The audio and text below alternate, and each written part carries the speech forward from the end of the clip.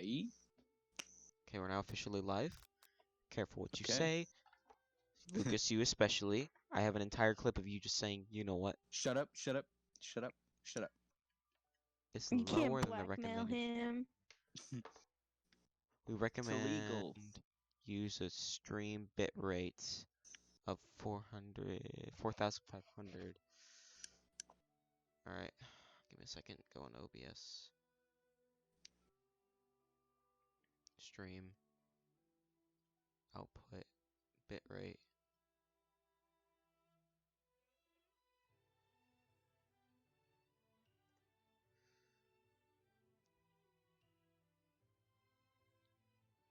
Alright, if you want to record, apply.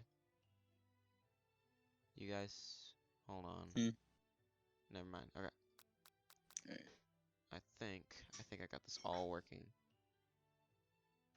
Oh no. Mm-hmm. Alright, okay, so it's saying the current bit rate though is at a specific area is lower than the recommended. More info. Why is it saying lower though? Oh, it's probably because of my connection. Okay. Normal latency. Okay, I think that's about it. You guys can see it and everything. You guys can hear it. Let me watch on my phone and see what it's like. Alright. Oh, I forgot it's Squidward. Never mind. This is 480p. I can do 1080p 60. Okay. Sick. Alright, okay. Time to send this out to Ben and everybody we know. So Can you send one to my mom? you know that Mimi's mom actually used to watch our streams. Oh, Oh shoot. my god. Like she used to watch our streams like whenever we played Minecraft while Mimi was watching it too. And she'd laugh at some of the stuff we actually said. Really? You don't remember her saying this? I remember telling you. Wait, was she around whenever we were, screaming obscenities at each other? No, this was like before we tried getting serious about it. That's funny. Man, I don't remember any specifics that you guys talked about. I'll have to ask later. Alright, okay. But right now we're Axel. playing some fucking epic Colonel Sanders game. Colonel Manders. Colonel Man. I'm gonna send one to Birdie. Even though we know Bernie he's Sanders. No. Alright. Imagine if, like, during the presidential debate, Bernie Sanders just got up to the podium and just started eating a bucket of fried chicken and did nothing else. That'd be pretty cool. Scrumptious. Jesus Christ, 7 takes me so long. Boom. Center that. Who else? That's about it. I'll send one to Becca anyway. Alright, okay. Don't share. Okay, got it. I want nothing to do with this stream, says Birdie. Already. Oh god. Audrey, is your internet better than your data? Oh my Please.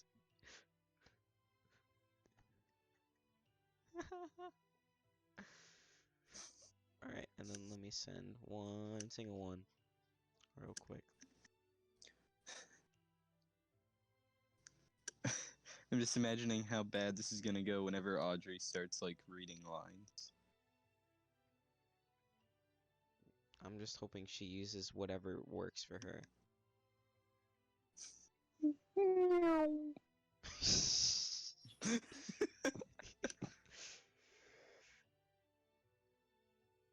Save and chat. Alright. I think that's all. Everybody I'm okay with watching. Alright. A finger licking good stream. All right. Four. Okay. Now the stream should see it.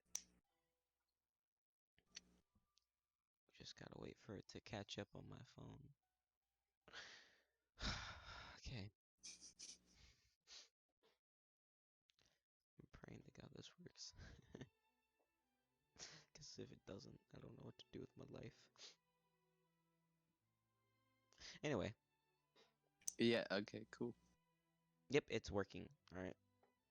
All right. Great. So we can start off with a new game. All right. Spitball some No, ideas. not a new All game. right. We got. Hmm. What are you thinking for the name? I don't know. I kind of thought this would just be up to you guys.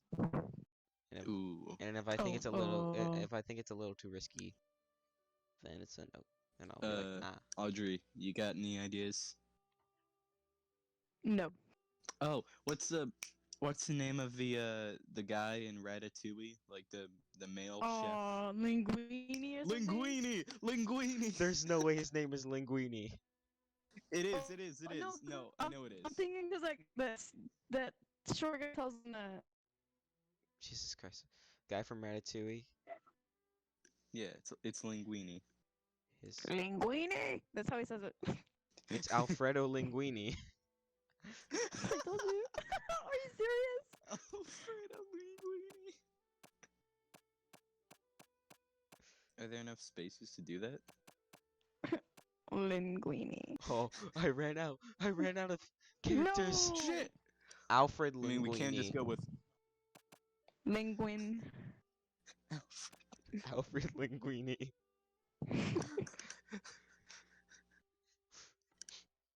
Jesus Christ. Perfect. This is the saddest thing ever. Alfred Linguini. Biscuits. Yo. No, I'm just kidding. They suck. Oh, really? Yes.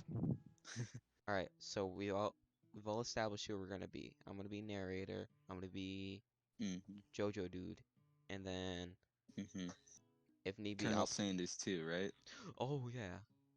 Okay. Yeah. Hank Sanders. Alright.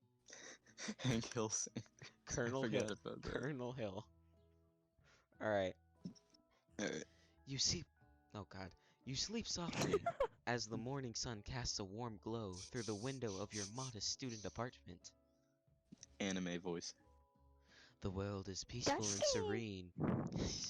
Shut up. You could stay in the moment forever. Or you could wake up now, now, now, now! It's your first day of culinary school and there's no time to sleep in. You decide. Smack that clock. Smack that clock up and at 'em. Lying in bed, you stare at the ceiling, thinking about everything that awaits you at the prestigious University of Cooking School Academy for Learning. Your mind begins to wonder, who will be there? What will you cook? What should you wear? Time begins to fly by, and you find your imagination getting away from you. Can anyone do a Gordon Ramsay voice? You fucking donkey! You're okay. You're perfect. No, I really can't. I can only yell in his voice. That's all he does. You need to take this seriously. Alright, I should click the thing, you bimbo. no, you need to take it seriously. Sorry. We're waiting. We're Yeah. waiting. Take it seriously! Alright. Wait, who's doing main guy? Alfred? Oh, I'd better make sure to arrive prepared for the first day. Don't question anything, Justin. I know you're watching. You Oh, bust through God. your morning checklist. Teeth brushed, hair combed, pits deodorized. Nothing can stop you now. You comfortably grab a biscuit and strut out the door and head off to class.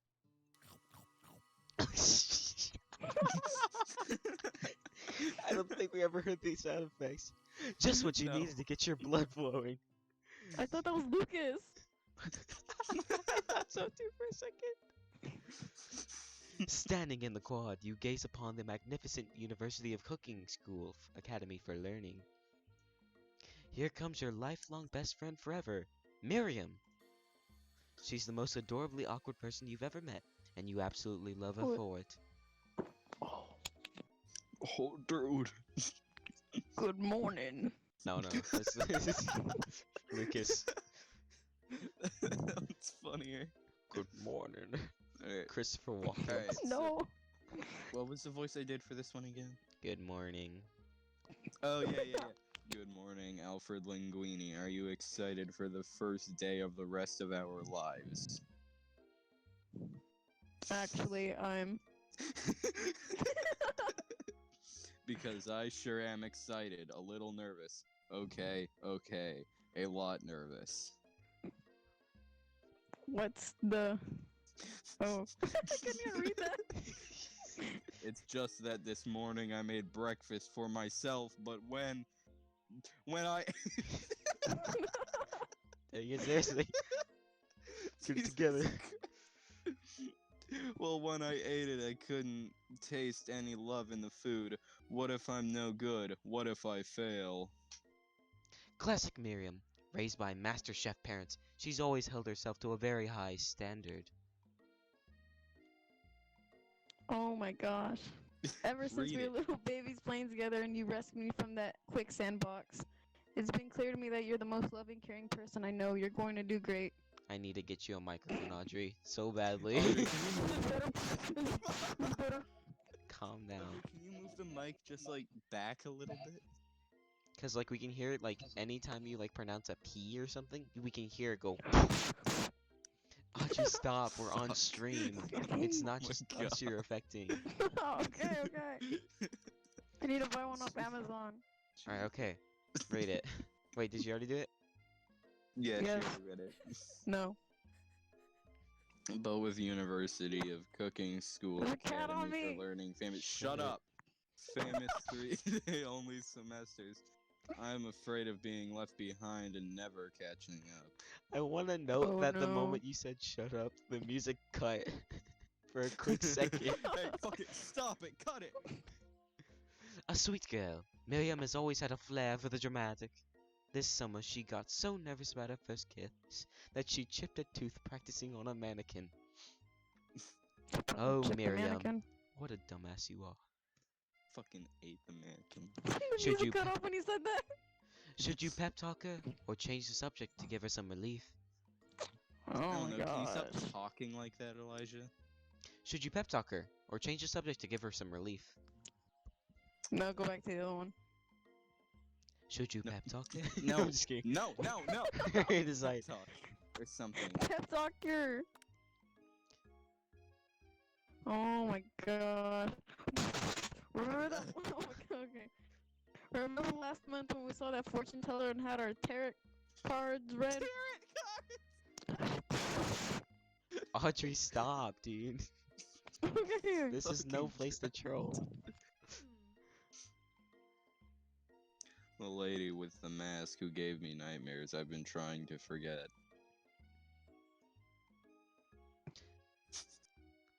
I know she looked spooky, but she was so sweet, and she told you that you were destined for great things.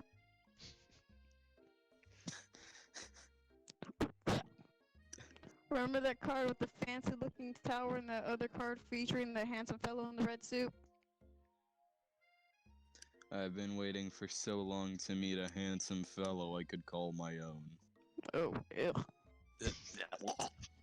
I'm sure you will soon. In no time, we'll be graduating, and you'll be delighting the world with your heartfelt cooking in no time at all. As you talk Miriam up, you can feel her nerves begin to ease. You know what? Maybe everything will be okay after all. And if not, at least I have these killer bangs. Those are bangs. Shut up. Can you believe I cut them myself? Oh. You can definitely believe it. I cannot believe it. Before you can get another word out, you're rudely interrupted when someone smacks your books and custom engraved measuring spoons out of your hand and onto the ground. You sound like a Peppa Pig narrator. That's the point. Hey. No, stop it, Elijah. It's Ashley, your Oh arch my God. rival. She's totally evil, but you can't help but be filled with jealousy. She can get anything she wants, and she knows it. I want a biscuit. Hello, Ashley. It's Ashley. No one cares. It's a dumb name. You also have to do Ashley too, I forgot. Oh man, I didn't see you there, chicken chins. You leave Alfred Linguini's shins alone. They're perfectly normal shins. You whore. Alright, Ugh. continue, Elijah. You can't stand Ashley. Even her name is annoying. You know for a fact it's actually Ashley, but you had to add extra letters to make yourself feel better than everyone. She got thunder thighs. What's that mouth gesture she's making? I don't know. Just looking. Alright, anyway, go on. Oh shit. Sorry. If Uh-huh. anyone here knows what perfect shins look like, it's us. Oh my gosh, there's so many voices. We're not gonna let you or your really weird insults get to us. You want me to just do the main guy because the narrator is also the same person, just their thoughts? Yeah. That'd be Yeah. better. Alright. We're not going to let you or your really weird insults get to us. Across the quad, you see Alright. Ashley's best friend, Van the Man. Oh shit. He has stopped to look at his own reflection in the mirror. His pants are so tight, you can see him casually working out his glutes while he styles his hair. No lie, they are rocking glutes. Ahem, Van. Oh my gosh, Jojo. You rang. Oh my god. You've never been sure what their arrangement is, but as long as you've known them, Ashley and Van have been just as close as you and Miriam, but substantially more devious. I can't believe that the University of Cooking School Academy for Learning would ever allow people like you to attend as students. I know, right? You think they just hand us our diplomas now? Or maybe hire us as professors. You amateurs could learn a lot from us. With the first day of school about to start, there's just not time to properly tell these two off, so you resist the urge. Let's go, Miriam. See you later, losers. As We got a cool kid. as you approach the door, Oh, you see no. a goofy-looking kid pushing harder against the window directly next to it. Was that a fart noise? I can't. Obscene. I think it's broken. You reach forward and easily pull the door open. That should do the trick. I love you. I think you mean thank you? Fuck. Justin's still watching. I can't do the voice. My If you want, man, you can get the Discord Pop. with us. I was named after my pop. He's old. Could someone like this also be a student at the school? He must be one heck of a chef. Also, his name tag clearly says Bob, but I guess he's reading it upside down.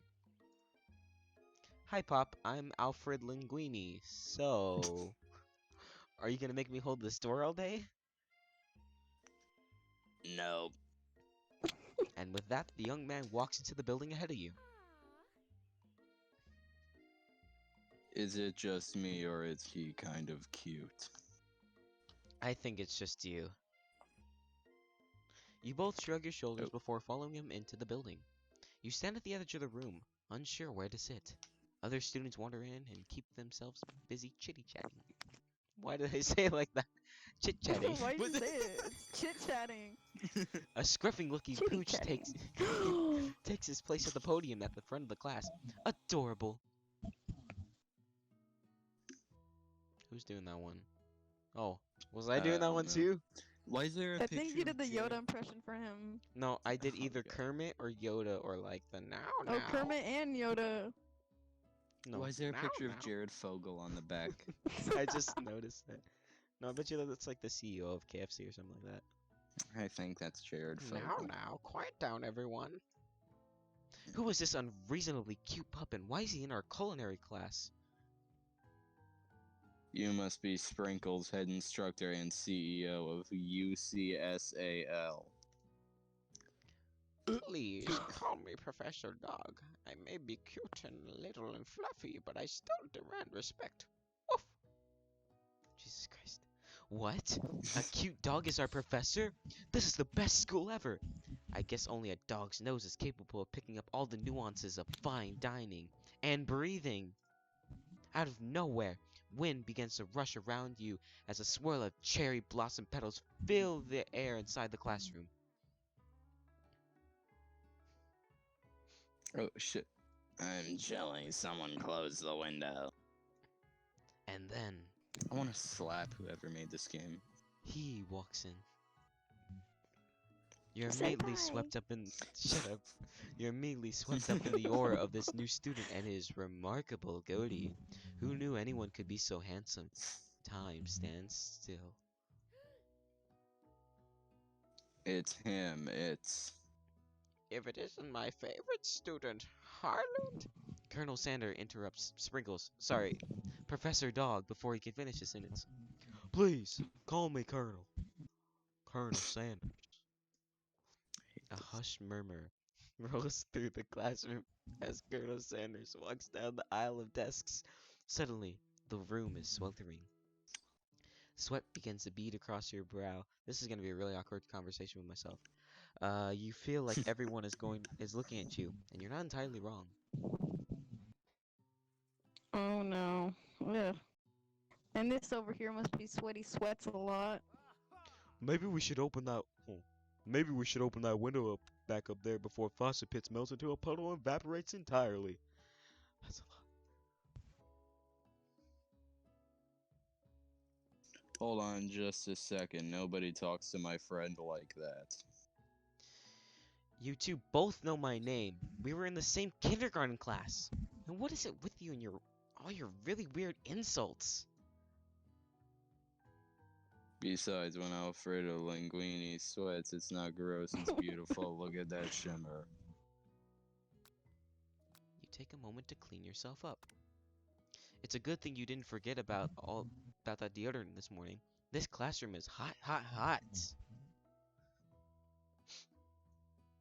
Professor Dog steps in to settle the class down and set some ground rules. Welcome to the University of Cooking School Academy for learning the greatest culinary academy in the world. The birthplace of culinary legends past, present, and future. Many challenges await you. Therefore, there will be tears. There will be blood. There may even really adorable tiny food. And when all of this is said and done, I feel like I should do a Christopher Walken voice. There will be a battle. You will lift your sporks and compete in the broom cooking arena. Just then, another student enters the classroom and interrupts the professor's rousing speech. This fucking loser. This is Audrey. Look at him. That's Audrey. Audrey. Oh, you meant reading. Yeah, go. I thought you meant you were referring to me as him. Okay, hi guys, sorry I'm late. I hope everyone had a good summer. I really miss. Quiet! Late to class is bad enough, but interrupting my monologue? You are on the fast track out of here, young man. Are you even in the right place? Don't you recognize me? This is my third year in the school with you as my teacher. Hey, Becca. Yeah. We can commit animal abuse. Everyone stares at him blankly. Does no one remember me? You're expelled if you utter one more word before I finish. Let that be a lesson to you students that tardiness is unacceptable.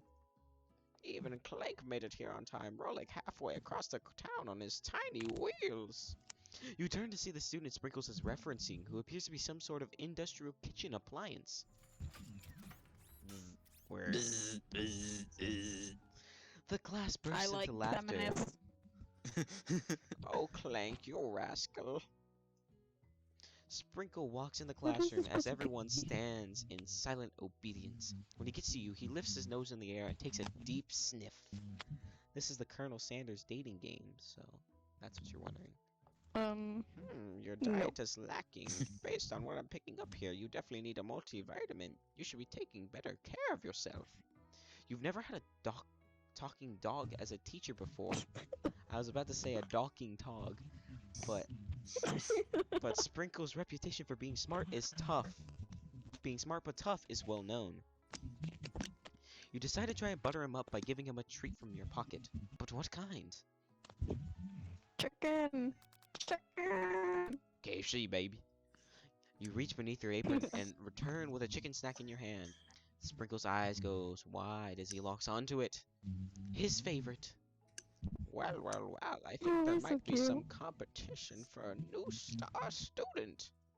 The furry professor immediately devours the snack, leaving your hand slick with a coating of warm doggy drool. You see the other students eyeing you jealously, but paying no mind to them. If they want to succeed in life, they should have learned the importance of carrying a range of dog flavors on them at all times.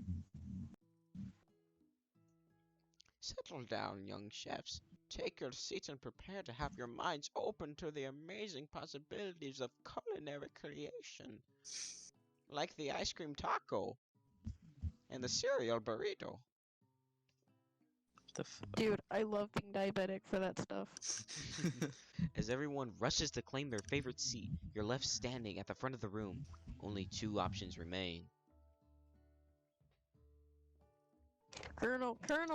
Hey, Alfred Linguini, there's still a seat here. It seems that no one's claimed the seat next to me. If you're interested. Two good options, but which one will you choose? Colonel Sanders! Colonel Sanders! Colonel. You move to take your seat by Colonel Sanders. It appears he brought no books, Yes. pens, or pencils. However, his perfect upright posture shows off a seriousness that makes you confident in his desire to learn. Thanks for offering me this seat. I've only had two rules. Do all you can and do it the best you can. It is the only way you'll ever get the feeling of accomplishing something. And I'm losing the bottle, His boss. arms are thick. That's so inspiring. A little off topic if you ask me, but okay. As soon as you settle into your seat, the professor makes an announcement. Think fast, it's time for a pop quiz. Yeah, a quiz about me. This incredibly That's real important knee and slapper. surprisingly short quiz will tell me if you're ready for life at culinary school. Keep your knife sharp and your focus sharper. Here comes question number 1. If train A is traveling to point B and train B is traveling to point A, how important is it to wash your hands before cooking? Extremely. Extremely. Looking at you, Pop. That's right. Forest is the tree as chicken is to... I'm busy. Not It's a busy. slam dunk! A slam dunk! Slam dunk! Fucking That's click right. it! Use Slam dunk! feather. What is the most efficient eating utensil ever created? Spork. Oversized fork. No, the spork, idiot. That's The right. fork. Giant What fork. food is best No. for the Your mom. Your mom. Okay. What food is best for a broken heart? Camel meat. Camel meat. Is it hold on, is it legal at all to eat that? Yes. If you Yes. find it. As long as you don't tell anyone. That's right. Is Sprinkles a good boy? No. Best boy. Best boy. That's right. Your total score is perfect score, 5 out of 5. Wow, Bruh. be honest, did you cheat? You look up Yeah. to see Colonel Sanders has been watching you tally your score. He's impressed. I know we've just met, but I have to confess, I think you have a beautiful brain. I didn't know I was. Just watch for over how long? How long did he? Hold on. There's no way. Hold on. How long have we been streaming? Not sure. 25 minutes. Hold on. Give me a second. Fucking Audrey's. Give me a second. Alright. Yeah. It's because I can hear myself, but it's like really low.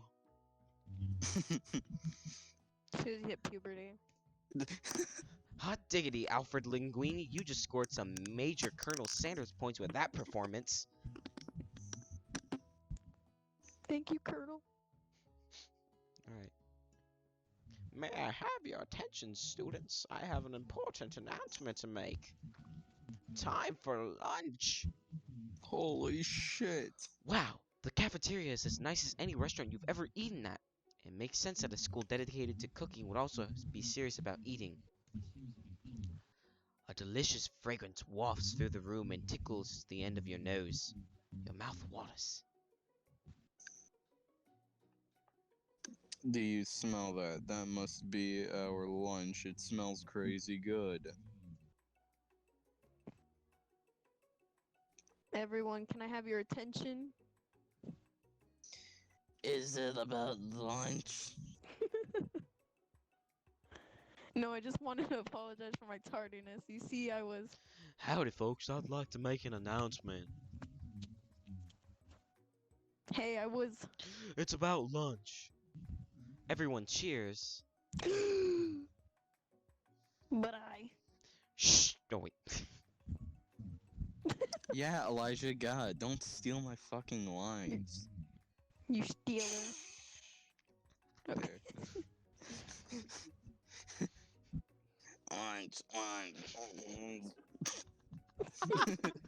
It sounded like you had a seizure for a second. She said, shh. Pop's just fucking convulsing on the ground. Lunch. It sounds like when you go to Chuck E. Cheese and you put in like the ticket into like the ticket monster and you go, oh, lunch.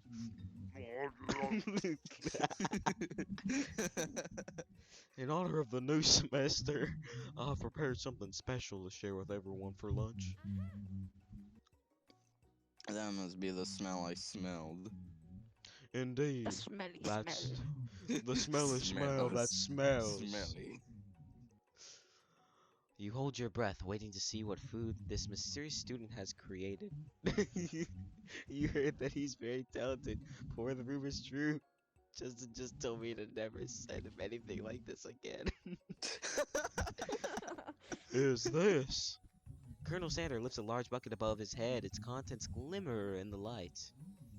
Piled high are huge pieces of chicken, breaded and fried to a crispy golden finish. The aroma envelops you and you begin to feel warm and safe. The colonel has filled a bucket with chicken? What a novel concept! Your stomach begins to grumble as if to say, stop thinking and start eating! For years, I've been developing a secret recipe for the perfect fried chicken. By my calculation, nothing less than 11 herbs and spices are required to achieve the perfect balance of flavors. You look around and notice that every other student has a pen and paper and is scribbling notes as fast as they can. But that's all I'll say about it, Pat. What do you think we want your stupid secret recipe, dude? Pshaw, nah, my dude, nah.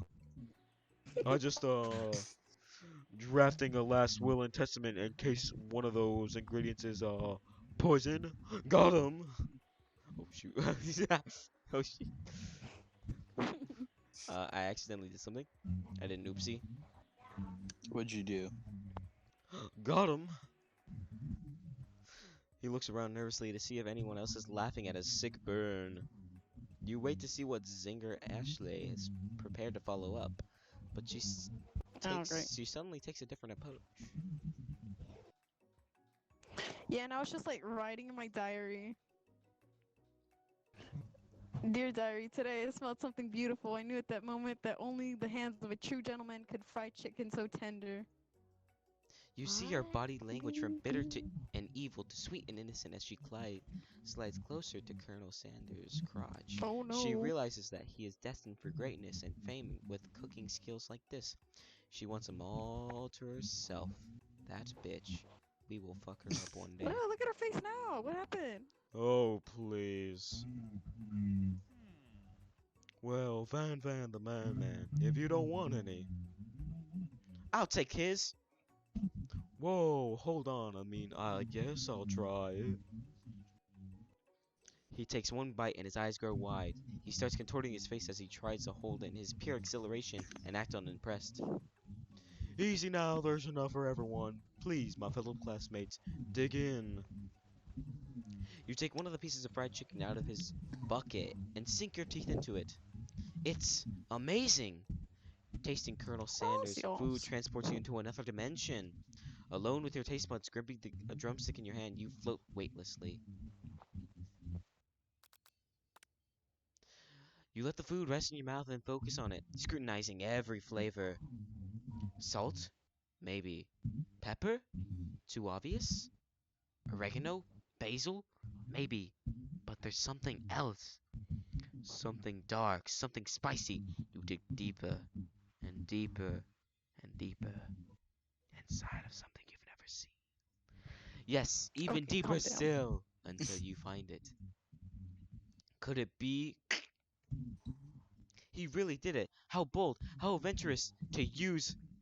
You try to go even deeper into the sea of flavors, but this revelation alone is more than you can handle. You snap out of it and realize that this information was meant to remain as a secret. And yet, now you know. A mantle of responsibility now rests upon your shoulders. As you look around, you realize that everyone in the classroom is consumed by the lunch. No one noticed that you've traveled through space and time. Ruh-roh. After tasting his food, you try to get some one-on-one time with Colonel Sanders. You approach Colonel Sanders. Oh no. Colonel Sanders smiles ever so softly as you approach. Oh no, I can't speak. Oh wait, actually. No, never mind. Colonel, I That's wonder if I could Alfred. talk to you for a second. Anything for a fellow chef. What exactly was on that chicken? Haha, how bold of you to come out and ask. It's an idea I had for a new combination of flavors that will make my fortune and establish my legacy for all time as I open a chain of highly successful fried restaurants. Fried restaurants? Fried chicken restaurants, no big deal. It's just you and me here talking. I can keep a secret. In fact, I've got some of my own I'd be willing to trade. What's the rush? The semester's only getting started. We've got 2 more whole days to get to know each other. He's clearly not going to give it up easily, but it doesn't hurt to be persistent. You know what they say about secrets, Colonel? Shouldn't learning be fun? You've got Moxie, I'll give you that. Jesus Christ, I hear my voice and it's so annoying. Who is it? Audrey, do you know what that Now you- is? What? A chicken staff? Yes, I have one too. No, the fucking. It's from her. Yeah. Oh, it is? What is? We can hear our It's like an voices, but it's echo. really, like, muffled.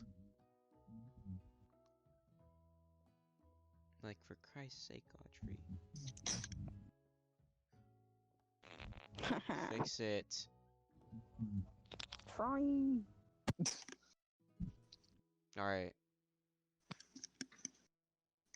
Well, we'll continue on as is. Colonel Sander looks both ways to make sure you're truly alone, then leans in. You can feel his warm breath as he whispers. No. Just one ingredient. You can't tell. It's something my great-grandmother used. Blank? Wow! You'd never have guessed that. In fact, you're not even sure where you'd get some if you searched. Obviously, his grandmother's ashes. What else? Yeah. And grandmother's ashes definitely isn't the flavor you've tasted before. So now you're 2 ingredients closer to knowing the full recipe. But you don't tell Oh, Colonel Sanders that. gosh. While you're wrapped up in that huge revelation, you notice that Colonel Sanders has disappeared. While everyone else is still in the cafeteria, you decide to look for him. You find Colonel Sanders outside, standing in the quad. Oh, it's you again. Howdy. Sometimes I like to come outside and look at the school buildings. I think about how my story will continue on after I've graduated. It sounds like you have big plans. I dare say the biggest. I will leave my mark on this world. You can bet on that, to the point where I have 10 actors performing as me in every other commercial. Alone together for the first time, you figure now's the perfect moment to show your personality to him. We're not doing either of these. Alright. Well, I just wanted to tell you that I really enjoyed your food. Now you've got his attention. The flavors were complex but comforting. The interplay between salty, savory, and peppery was perfect. I appreciate the compliment, Alfred Linguini. I'm sure you'll be a big success. I know we've only met today, but I'm starting to get the same feeling about you. We should head back inside. The next lesson starts soon. You step into the massive cooking arena where the afternoon lesson will take place. Each student gets an oven and all the tools and ingredients they could need. Look at this place, it's magnificent. Finally, we get to show our stuff. Wait a second, oh no, we have to show our stuff. What if I totally blow it? Jesus. I heard that. What if I totally blow it? Totally blow it. Totally blow it. Is that Audrey? It might be her. You're not going to blow anything except maybe some cock. Except maybe kisses to the crowds of fans you're going to earn with your signature adorable tiny food creations. Welcome, students, to the cooking arena. Audrey, cut it the fuck out. Jesus. Shut up, shut You're up. slapping your fucking mic, you shut up. For today's lesson, we'll be cooking with partners. Hurry up and pair off. Naturally, Miriam looks over at you, but unable to control yourself, you pounce on Colonel Sanders. Like a That's sexual gazelle. assault. Like a gazelle in the forest. While a tiger is... Gazelles don't pounce, you dumb bitch. No, like a gazelle in the run. forest, with a tiger slowly stalking it.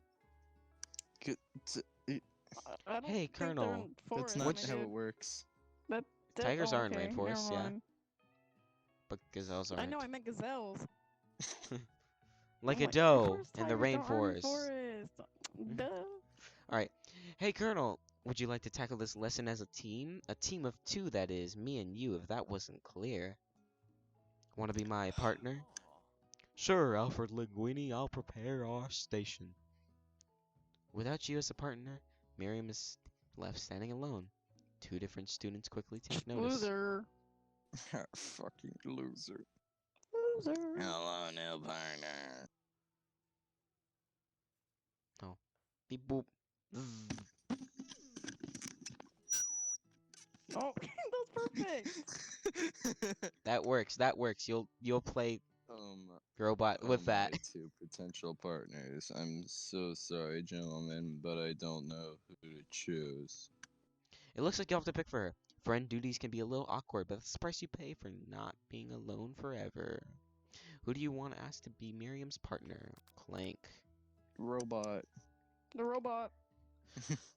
Sorry, Pop, but I think Miriam will be partnering with Clank today. It's Go drink okay, your I juice. already ate. Shut up, bitch. It's Your entirely mom. clear if Pop has any idea what the point of school even is at this juncture. Clank is clearly excited to have some attention. He heats up and begins to roll back and forth.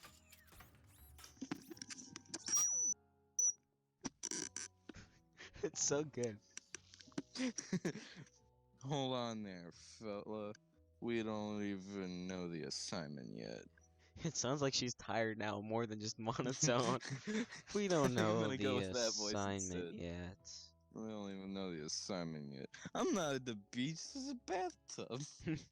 Technically, Clank might not have a face, but there's something charming and earnest about him.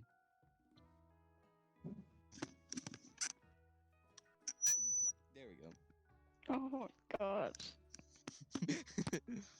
Tissue, I hardly know you.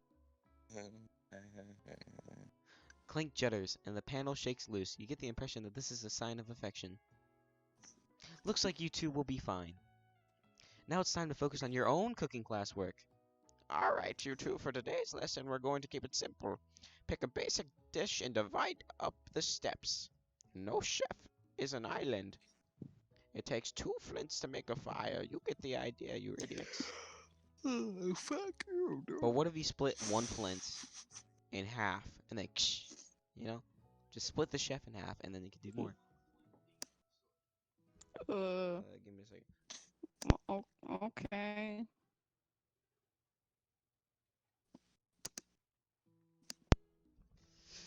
Which dish do you suggest to your partner, Colonel Sanders? Octopus. Grandma. Just go with grandma, yeah. Grandma's ashes.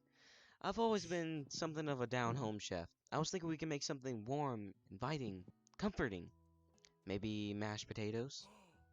And gravy? I couldn't imagine one without the other. Colonel Sanders casts a coy look at you, causing your whole face to go beet red. Embarrassed, you quickly turn away.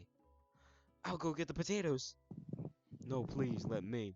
Picking perfect produce is a passion of mine. No Say one cares about your produce. passions. Produce.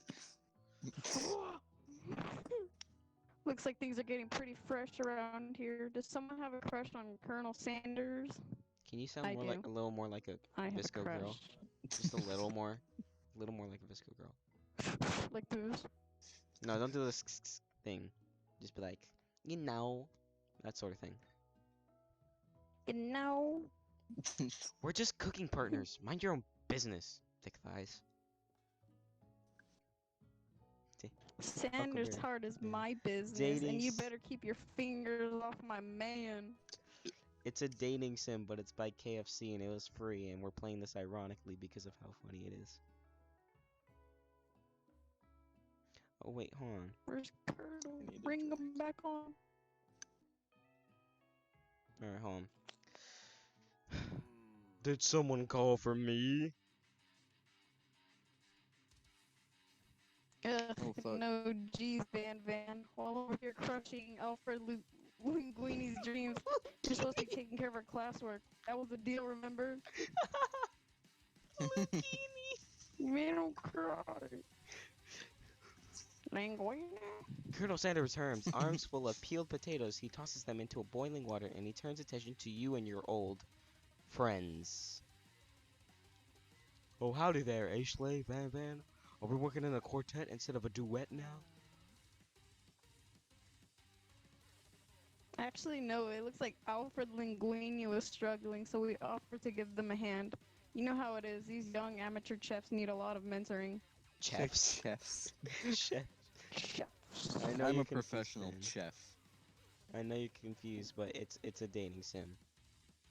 Alright. I was going to say, Colonel Sanders, maybe I could also teach you a thing or two about fancy food.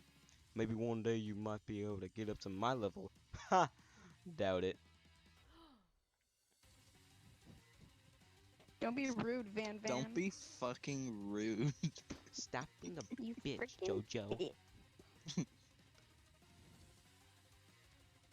Personally, I have no doubts whatsoever about Colonel Sanders' ability to concoct creations worthy of admiration. After all, your fried chicken was quite spectacular. How's she doing that pose?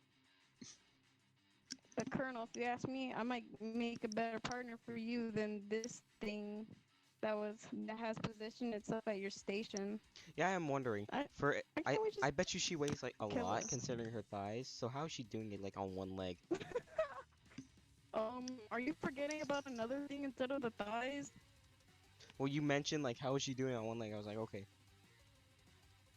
Yeah, I know, but like, she got hills, man. Like a thigh and a drumstick. All right, go. Don't you feel deep down that we cast complementary shadows? We fit together like a thigh and a drumstick. It just makes sense. Nothing about this makes any sense, but one thing is clear. She's coming for Colonel if you don't watch out. Ashley is really going at you hard. You're gonna need to ask for some backup here before things get ugly.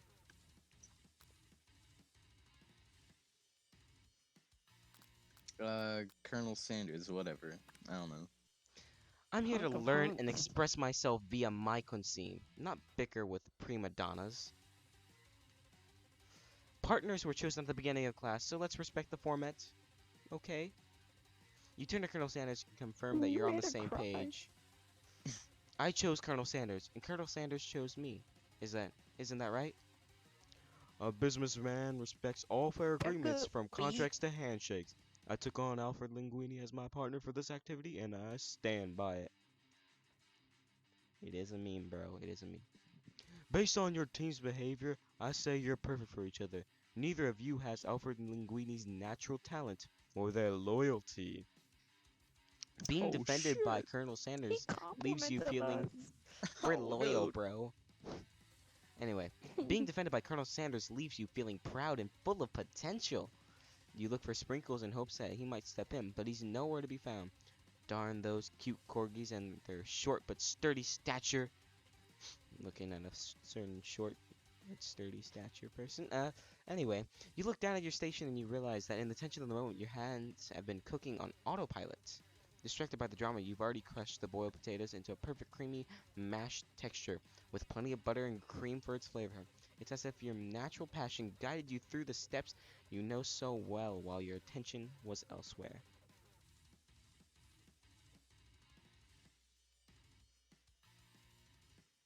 Alright, hold on, sorry. Go, dumbass! I'm sorry.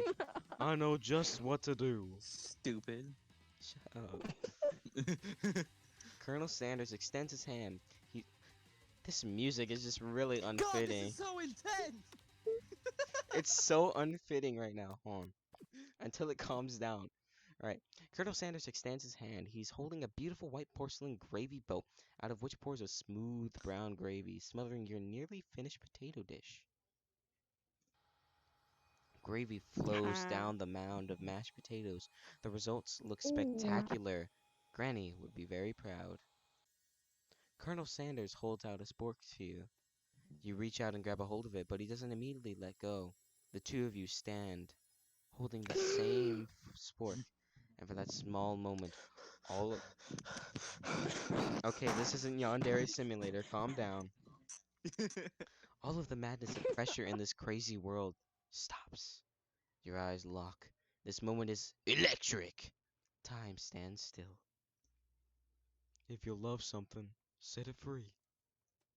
Together, you... What was that? If you love something, set it It's my free. tone impression.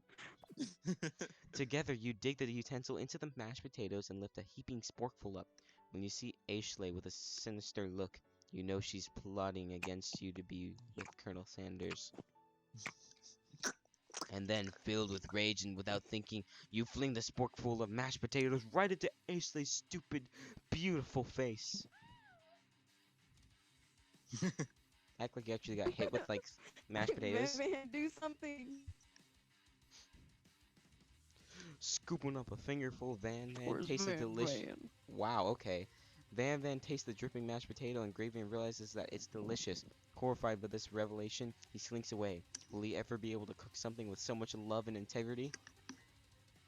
Hold on right there, Alfred No. Linguini. We do not waste food in the broom cooking arena. Colonel Sanders, I expect better from you. If you throw one more spoonful, you both better be prepared to eat it from where it lands. Okay. Mm.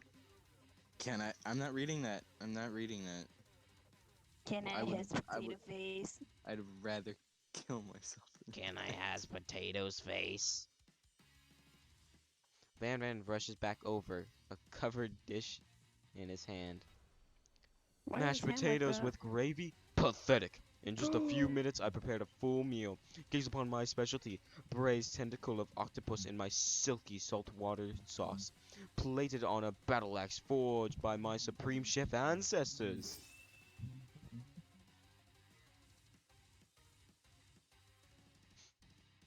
Okay. You've ignored me for too long. That ends now. It's I who will have the first bite, and you will all look on my. You will all look on with envy. He's such a loser. Why don't we Joke's just on you, kill him? bitch. You don't even have a name. Got him. The interrupting So, student rushes at Van Van and swipes a bite of his signature dish right off the plate. No, don't! Something Dude, about this imagine how dish scary doesn't that strike is. my nose quite right. I think the octopus was rushed, and it may have turned in the process. The results could be toxic. Too late. It has been eaten. I think I left something in the oven. No. I don't feel so good. Hey, I was right. We should have cooked. It killed him! Oh shit. Everyone step back. Don't take another bite. Oh no. When you look back at the plate, the rest of it's gone. You notice the tip of the tentacle is being slurped into Pop's mouth. Pop winces in pain just for a moment, then it's almost immediately back to his oblivious self. Thank God I love natural selection. Tastes like poison. My favorite. The entire the entire class is gathered to watch Pop's final moments. Shock has frozen the whole crowd. They are as motionless as statues. The class bell rings, disrupting the moment and snapping everyone back to reality. It appears that Pop's enthusiasm for trying new things, despite the obvious danger, has inoculated him against poisons of all kinds. I'm not sure the professors here make enough money. Goodbye. Oh no. Hello. I just turned into a ghost over here. Your auto-tuned voice makes it better. Hello. Seeing that you're shaken up by that really annoying student and all his nonsense, Colonel Sanders approaches you. I'm sorry you had to go through that. Please, let me walk you home. Take me home, Colonel. What? Like for real? Oh, come on. I feel like this kid should sound like Shaggy for some reason. Like what, Scoop? I can only do like. Like. Anyway, you follow Colonel Sanders out of the room. At night, the school building has taken on another vibe entirely. It's dark, and more than a little spooky. Colonel Sanders stands in the quad's neon glow and speaks softly. Those mashed potatoes you made in class today? Before you go on, I want you to know, they're not a great representation of my skills. I didn't even realize I was making them. They were amazing. Tasting them, it reminded me of why I became so passionate about food to begin with. Colonel Sanders is getting choked up. Cooking is obviously important to him in a way that you find inspiring. Now might be the perfect time to tell him that you're developing feelings for him. Colonel Sanders? Colonel. Yes, Alfred Linguini. There's something I need to tell you. Hold it right there. There's something I need to tell you first. No, he likes Colonel. Oh, jeez. You see, when I was just a boy, I had a dream that one day I would be the greatest chef the world has ever seen. And every day since, I've been working toward that dream, day and night, never stopping, never resting, also lifting a lot of weights, like so many weights. We should follow our dreams with all of our hearts, that our souls may grant them like wishes floating on a shooting star. Hey, no, shut up! I'm the one here to say inspirational stuff and be a part of the star of the story. Are we forgetting that your cooking literally killed a guy? You can't prove that. I also saw you kill that guy. What was his name? Somewhere in the distance you hear a long, sad sigh. Forget him. We're talking about me. Me. I'm the hero. Lucas. What the fuck? I don't know what voice to do for that. Like Waluigi. Like Waluigi. Wait, I don't know what Waluigi fucking sounds like. The sport monster is here to fight a hero. That sort of thing. Alright, you do it. I think I left the fridge door open. Later, nerds. How dare you threaten me just as I was letting my guard down and connecting with another chef on an emotional level. Be afraid. Be very afraid of me because I'm a monster, see? Wah. Is he mashed potatoes? Is he rhyming on purpose or is that just a coincidence? But before you can discuss syntax any further. It's a turn-based fighting sequence. What will you do? Dude, Defend. no, I'm just attack. gonna attack. Fuck him up. Fuck Attack. him up. Fuck You him decide up. to go on the He's got attack. dorks. Be Which attack careful. will you use? Spin attack. Oh. I guess that. Cook with love. Cook with love does 1 damage. It just got real. That attack really upset the spork monster. The spork monster goes on. They spit hot gravy at you. Audrey, please tell me who that was. Are you laughing at yourself? What? You're laughing at yourself. No. It's not. Hey! Audrey, tell him that you're on call. Thanks, guys. You take 1 damage. What will you do? You can't say the N word. You're white. Defend. Audrey, what happened? Defend. I'm gonna attack. You decided to go on the attack. You. It worked last time, right? Cook with love does 1 damage. Spork monster won't forget this. Spork monster is really feeling threatened by your attack. Spork monster focus their mash mind and draws energy from Mother Earth itself. They grow larger and more intimidating. How will you respond? Defend. You decide to defend. Which defense will you use? You hold your head between your hands and mutter, "This is not happening. This is not happening." The spork monster is no quitter. Buffed up and ready to rumble, they go on attack once again. The spork monster used utilitensel. You take 2 damage from the attack. If you take much more damage, you're not going to survive the battle. And just fuck him up. You decide to go on the attack. Cook with love does 1 damage. The spork monster is oozing cheese sauce onto the lawn of the quad. I wonder who it is that's going to have to clean this up. Feeling vulnerable, the spork monster prepares for its ultimate attack, Rounded Edge. Vile villain, your reign of terror stops here. Colonel Sanders summons the energy of 1,000 chickens. Pot Pie Power Pinch! Pot Pie Power Pinch does 10 damage. The sports monster is defeated. You saved me! An injured spork monster spews steam into the night. Fucking kill it, kill it, kill it, kill it. Finish No it. student will ever walk the quad in fear again.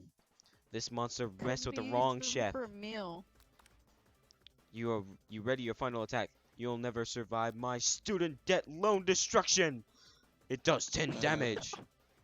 The spork monster is completely vaporized. Colonel Sander looks on in awe. You continue to surprise me, Alfred Linguini. The defeated monster left behind a special item. It appears to be a cookbook, Dope. but upon closer inspection, it's so much more. It's a book of magic spells with a golden chicken on the cover. You open the cover and find a library card tucked inside. The last name to have signed it out was Borko. I can't tell if that's a I can't tell if that's like a reference or not. It's a Borko. reference to the KFC lore. Borko. It's the That name president sounds. of Kentucky. Dude, I laugh so much if Game Theory just did an entire like lore on this. I'd watch that. Borko. That name sounds strangely familiar. Your blood is pumping as you stand in the quiet of the night, holding the mysterious book in your hands. As you come down from your battle buzz, you realize your final attack has left you completely defeated. The world around you begins to fade away. Without any energy to keep your eyes open, darkness overtakes you. The image of Colonel Sanders flashes before your eyes as you fall asleep. He must have helped you get home. In your tired state, you don't know if you could have made it without him. What a guy. You want to thank him, but you don't have the strength to utter a single word. You feel your covers being pulled over you as you are tucked in tightly. Good night, my Colonel. In your dreams, you're together with Colonel Sanders. For some reason, Sprinkles is also there, instructing your love. Dreams are weird. Zzz. Oh, that's so cute. That's You cool. awake on day 2 and attempt to process the wild visions you Cool. had. Were they memories or premonitions? You lie in bed as you stare at the ceiling, thinking about the secret you discovered while tasting Colonel Sanders' cooking yesterday. You can't believe he really used his grandmother's ashes. And then there is that secret ingredient that Colonel Sanders went ahead and told you outright. Not much of a secret, huh? It's probably just because he trusts you so much. Sure, that makes sense. We'll go with that. You meet with your bestie in front of the school. Before you can tell her about the encounter with the spork monster, she launches into a story of her own. Marry me, Colonel. Oh shit, I forgot. Okay. Okay, I know this might sound a little strange. Might be. I think I might like Clank. Like him? Like? I know it sounds like it's moving too fast, but there's something about him I like him. Like him. We got to talking after class, and he's actually a total sweet guy. Not only that, but he's really smart. He told me all kinds of stories about colonels. I like how you gave up saying Colonel Sanders. Did you know that Colonel Sanders was the most popular kid in high school? No, but that does make complete sense. Yeah, but he was also so popular that he voted prom king of the school he didn't even go to. And was also the cover of something wrote in this other front parade. Okay, try not to mumble some of your words because the actual system of like the app thinks you're not saying anything, so it just cuts you off. Okay. Just maybe make it a little louder, but still sound like tired. Okay, I'm Okay. thinking maybe something got lost in the pressure cooker language translation there. Either way, maybe it'd be best if you took it slow with this new boy, like I am with Colonel Sanders. You and Colonel Sanders, the coolest guy in school to ever attend University of Cooking School Academy for Learning. You're a thing now. We definitely connected yesterday. Sure you did. You're great. Why wouldn't he be into you, I guess? Laughing at the implication that you and Colonel Sanders might be a thing is definitely not cool. Oh my You gosh. are great, after all. You have an idea how to prove that your love is real. Well, if he's not into me, why did he tell me one of his secret ingredients? However, you don't tell her that you know a second ingredient too, which you discovered on your own. Your bestie's eyes light up. A secret ingredient. Yeah, I just said that. A secret ingredient. Is there a dramatic echo in here? Yeah, my Miriam, headset. make sure he checks to make sure you're alone before continuing. Dot dot dot. Dot dot dot dot dot dot. Dot. So this summer, while I was on vacation with my family, a lovely man approached me in the botanical garden where I was wandering. This can't be good. He told me all about his passion for spices, secret spices, like people's ashes. The man even gave me some to show me what he meant. He said it was a powder created from super duper rare dried flower petals, and that if I did him a big favor, I could have some of my own. Oh, Brody said something. Why is Brody watching this, huh? Oh shit! What he He watched said? this like 4 minutes ago. He's like, where the fuck is the biscuit? The biscuit was at the beginning of the stream. You can look back there. It even has an evening sound effect which we didn't even make. If you did him a big favor. Please, Miriam, don't tell me. I filled my suitcase with them and brought them home. My question is, And I sucked his dick. that's what I'm wondering, what's the favor?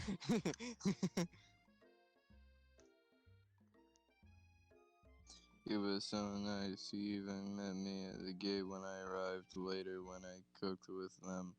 A very strange feeling came over me. Flavor wasn't like anything taste. I think you're being very liberal with the meaning of spices here.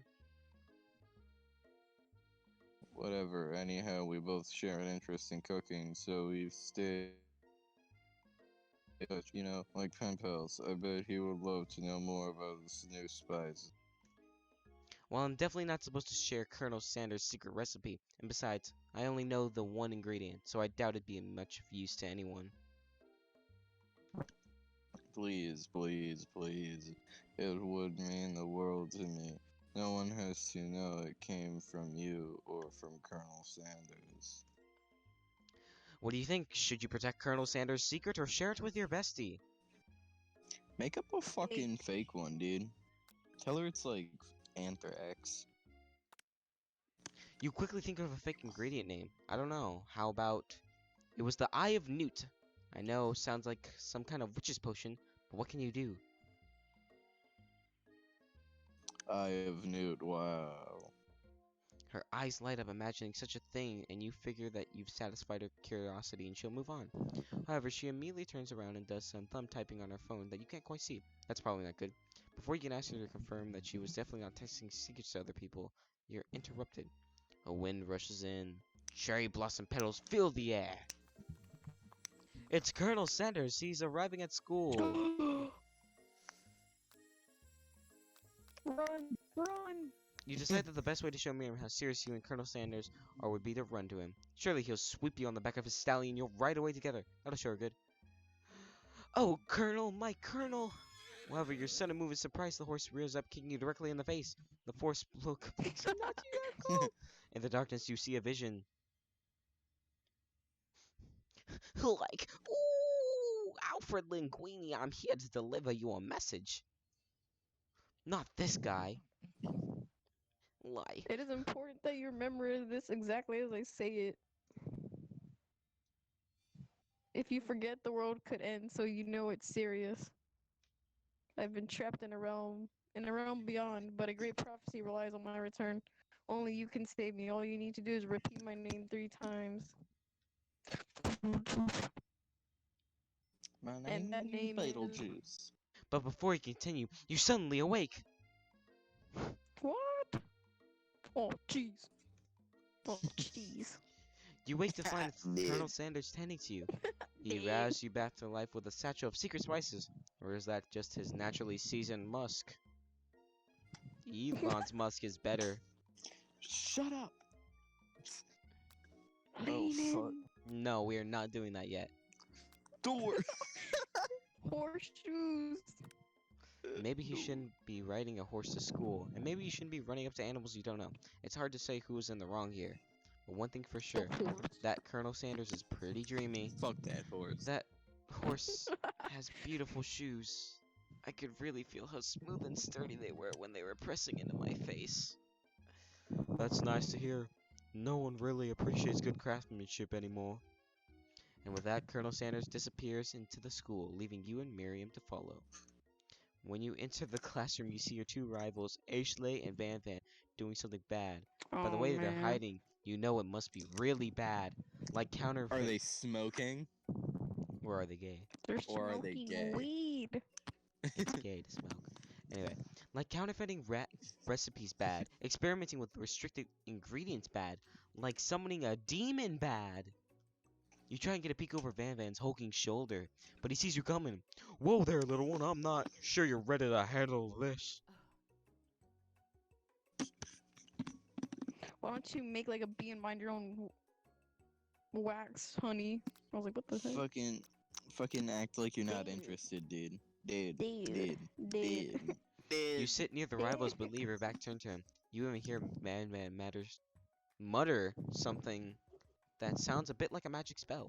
However, he notices you eavesdropping. You try to cover your tracks by improvising an excuse. It's time for class and you're distracting the rest of us who want to learn. Now you've upset them. Karen. Oh, and you're the emperor of cooking, are you? You make the rules. I'm not sure Oh, you look know at a good Van. meal if it ate you. Being the best chef in the world takes more than it takes more than culinary skills. It takes creativity. It takes panache. For some reason, I thought panache, but panache sounds better. And it doesn't hurt to use a little evil.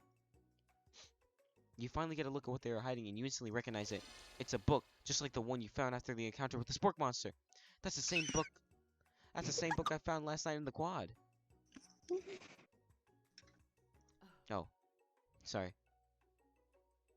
Thanks, Elijah. Sorry. I didn't I mean. don't know what Thanks, you're talking Obama. about. The book is a family heirloom and its contents are secret.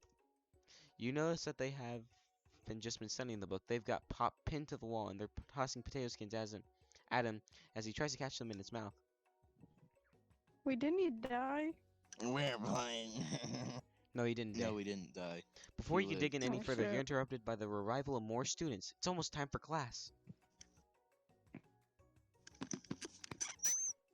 I can hear you. Go for it. Yeah, I can hear him just like. Clink must be running Hold on, late. hold He's in. Alright, okay. What? Must be running late. He's in such a hurry that he rolls right over Van Van's meaty foot. Hey, watch it, you bucket of bolts! You watch how you talk to him. He didn't do anything. He's just a Understood. robot. Oh wait, hold on. He's mad. Look at him. Oh, okay. Who do you think you're talking to? I've never heard such language, not even from a stand mixer. He's a mixer? Womp womp womp. No, your mother Oh, was a oh my- stand mixer. Oh! Van Van jumps to attack Clink, but Clink shocks Van Van, sending him flying across the room. Protect me, Colonel Sanders. These crazy men are about to come to blows. I think it must be over me, but I'm not interested in either of them. Ashley's tone We has should've completely told changed her. in an instant. She bats her eyelashes at Colonel Sanders. Surely he must know that this is a ruse, right? Gentlemen, get a hold of it yourselves. Save it for the arena at least. Or don't. Honestly, what do I care? I've got lofty career aspirations to focus on. Maybe I can help you with your business plan. Just then, Sprinkles arrives to the signal the true start of the class day. He's panting, which doesn't seem that abnormal. He's a professor, but he's also a dog. If they kill him, I'm Students, gonna riot. please take your seats. I apologize for my late arrival. I spent the morning chasing a car all around town, and my tiny legs are very, very tired. But I'm here now, and I hope you're ready to learn. Rub his furry dog belly. He loves it. Sprinkles stops in his tracks and sniffs the air around you. Something has him in a trance. It's the scent left on you from Colonel Sanders. Sprinkles jumps on you and licks your face. Down, boy. Off topping. I don't know. Off topping. Hot topic. Hot topic. The command shouted by Colonel Sanders has snapped Sprinkles out of his trance. I wonder what's up with that. Sorry, I got a little carried away. After he catches his breath, Sprinkle regains control of the classroom. Without further ado, we'll review the global history of my favorite fowl, the chicken. You want to pay attention to the lesson, truly you do. Which is why in 1766, at Oh the my signing of God. the Declaration of Independence, it was a I'm gonna snap chicken my neck. who first signed the name. But you can't help but daydream about Colonel Sanders, and you miss most love of you, the Colonel. important parts. When you come to, Sprinkles is holding a tray of food in front of you. Well, Alfred Linguini? Naturally, this appears to be a simple platter. Which item do you want to sample? Dog biscuit. Dog biscuit. Dog biscuit. Dog biscuit. Dog Because of the shape biscuit. it's baked in. Dog If biscuit. you assume the dog biscuit is a treat made by Sprinkles, an example of his own culinary talents, perhaps you reach out for it when Sprinkles bites you and jumps up and bites you onto your cooking apron. What kind of I'm gonna monster kick would 'em. steal a dog's favorite biscuit? Your apron is left in tatters. The class looks on you in horror as you fall unconscious from the embarrassment. I never even got to taste it. Getting Oh, between you a dog can- and his bone probably isn't a great choice. Ah, you guys. Fuck. He doesn't share. Audrey, common sense. A dog. It Dog was me and biscuit. Lucas. I can't physically click an answer, so it's your fault. Are you serious? Are you fucking kidding me? I'm speeding through it. Elijah, why would you do that to me? Hold Yeah, I on. know. I want to check something real quick. There might have been. Yeah, okay. I was just trying to be sure it's picked up all your guys' audio. Otherwise, this would have been a complete waste of a stream. Oh my god. It did. Don't worry. It's the experience.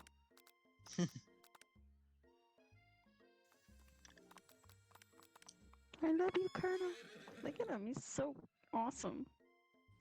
So epic. So big. Dude. She's crazy. Right.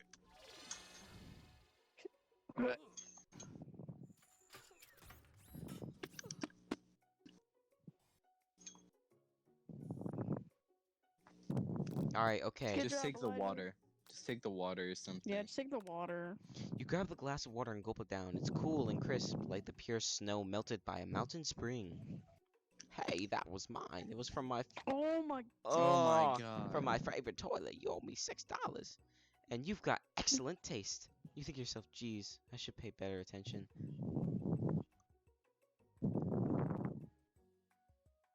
Lucas.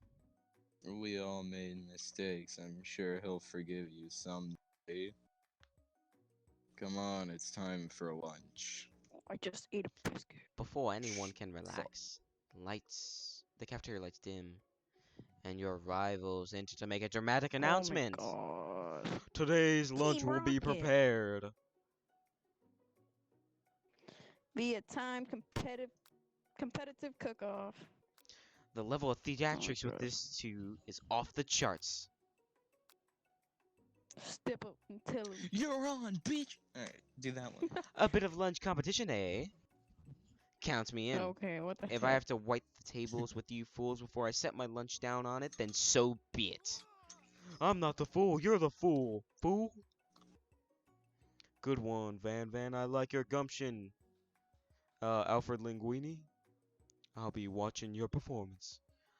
Just as things reach a boiling point, Sprinkle steps in. Surely you'll put a stop to this madness. Now, students, please settle down. This is a lunchroom, not a sportsing court. Finally, a little sense. You breathe a sigh of relief. At least not until we turn on the timer. Just then, a huge light blasts you in the face, flashing the words "Timer ready." That's what I'm talking about. Ow. I stand corrected. What the heck? The hard way fucking builds solidly a foundation of confidence that cannot be swept away. And that's an original quote by me, in case anyone was wondering. I hope its message lifts you to victory. Oh my gosh. Do you My s- diamond was formed under pressure. Now oh shoot. And now it was my chance to shine. Look like in her left hand, she has like a cleaver ready and everything. You mean She that does. wasn't you mean that wasn't it? I will defeat you myself. You had his chicken and Look, you made perfect mashed potatoes on and day. gravy on day Very one, nice. and you feel like you really can impress him again here. It's time to boil some water for the potatoes. Think fast. If the timer runs down, you'll be forced to pick randomly. Oh, we're What's the reading pictures of the water fast boy? now. Oh, I shit. got this. First one. That's wrong! Ah! It's the first one. It's the first What were you thinking, Alfred Linguini? Get your head in the game. You're going to need First some one means seasons. it's awful, Elijah, stupid. But you have an idea. It's the How one many? that was the Oh, longest. it's 11. It's 11. It's 7. No, 7. 11. Oh yeah, 11. It's 11. It's 11. That's 11. right. You might not know all the grains yet, but at least you're heading in the right direction. Tail wagging Yes. intensifies. Now that you've got some basic steps going, it's time to elevate your crafts. What state of mind is on for most? Trust. No wait. Gratitude! That's right, you must never take this opportunity for granted if you hope to succeed. Your classmates are rooting for you, but Ashley is simply stronger and faster than you. You better pick up the pace if you want to survive. When you were a child, your father told you never to forget where you came from. Every day you meditate on his advice and draw his energy from that place. Now would be a great time to harness that energy. Where does it come from? Ah, small town, that's right. This is your shot, you're not going to miss it. Oh my gosh, I'm getting ready wrong. You try to shut out the noise of the arena and focus on your cooking. What is the sound of a success? Bubbling. Sizzling. Sizzling. That's wrong. Don't make Fuck. me get the spray bottle.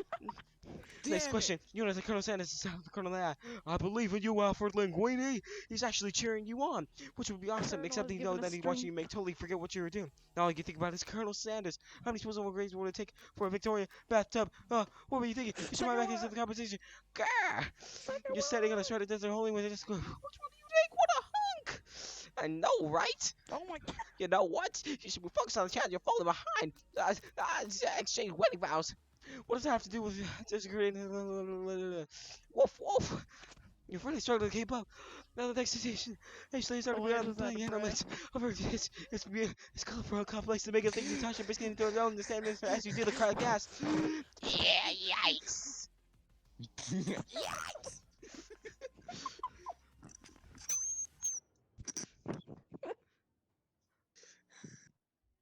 Jesus Christ.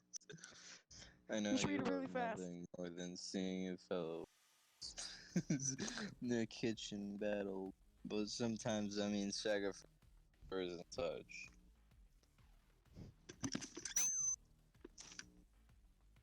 You might not have any hands, but Alfred Linguini does, and a good chef needs to be touching the dough to know it's properly mixed.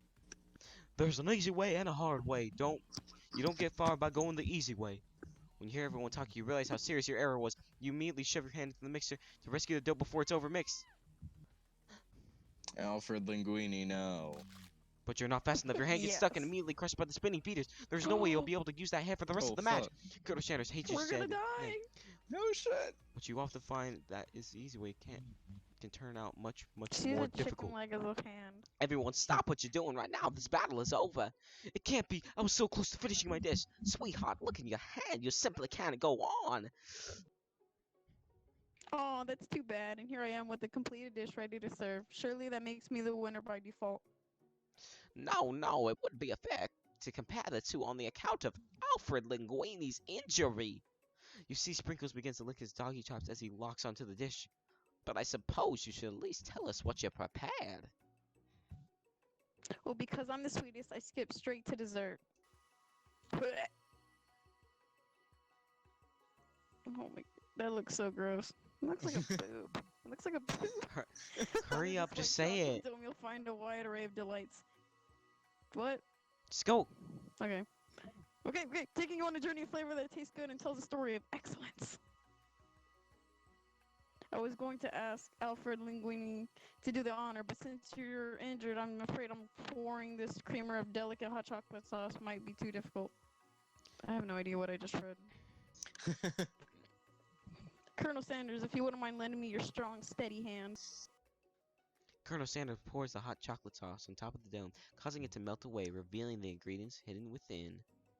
Inside, you'll find delicate fried dog. cheese croquette?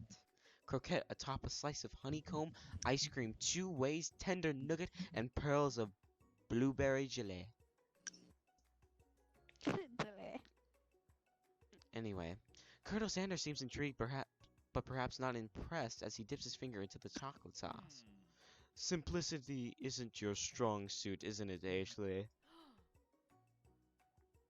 Oh, you. As he places a sauce-covered finger into his lip, Ashley leans over and whispers something into his ears. A dab of sauce sticks to no. his mustache. Energize. Oh, internalize. Your rage burns so intensely within your eyes that they burst into flames. The flame causes your eyebrows to catch fire and turn to ash. They fall off your face, which means What people have a the- hard time understanding your emotions for the rest of the semester, perhaps forever. Embarrassed and ashamed by your poor performance, not to mention your crispy fried brow, you run for the squad to be alone. The beautiful weather feels like an insult. Inside of you, a storm rages. It's Colonel Sanders. He's probably here to tell you that he and Ashley are in love and decide to get married. And he won't even ask you to cater his wedding because you're a terrible chef and an awful person. You try to hide from him, but he approaches you directly. I know you're hurting right now. Not just from the devastating loss, but that run-in with the mixer and the small fire. We should get that checked out. I'm fine. Could you just leave me alone? I'm a loser. I'm not fit to fill your fryer. I'll never be a master Ew. chef. Failure is a part of life. Not just for you, but for all of us. Do you think I've never failed at anything before? That's exactly what I think. Well then, think again! I wasn't always the man you've seen before you, enrolled in a culinary school, incredibly handsome, successful, and motivated. Nobody Well, handsome, cares. sure, I was born that way. But I've walked other paths and arrived at dead ends. I was passionate about life, but I failed as an obstetrician. Obstet... Os... Obstetrician. Yeah. I was passionate about justice, but I failed as a lawyer. I was passionate about livestock, but I even failed as a mule handler. That one was especially humiliating. Mules can be so cruel. I lost my business partner to a gunfight, and I lost my innocent when I picked up a firearm and put a bullet in my rival. He survived, for a while anyhow. I didn't know. People see my delicate ribbon tie and my well-kept beard and assume I've got it all together, which is true now, but it hasn't always been. Sounds like this guy could really use a hug. I've resolved that I was going to amount to something. No amount of hours, labor, or money would deter me from giving the best I had to give. As Colonel Sanders changed his focus, you could see something ignite inside of him, a burning passion. One has to remember that every failure can be a stepping stone to something better. My new dream is pure, it's honest, it's something that a humble man in crisp white suit can be proud of. I will create a new chain of chicken restaurants that will bring joy to the entire world and make up for my past misdeeds.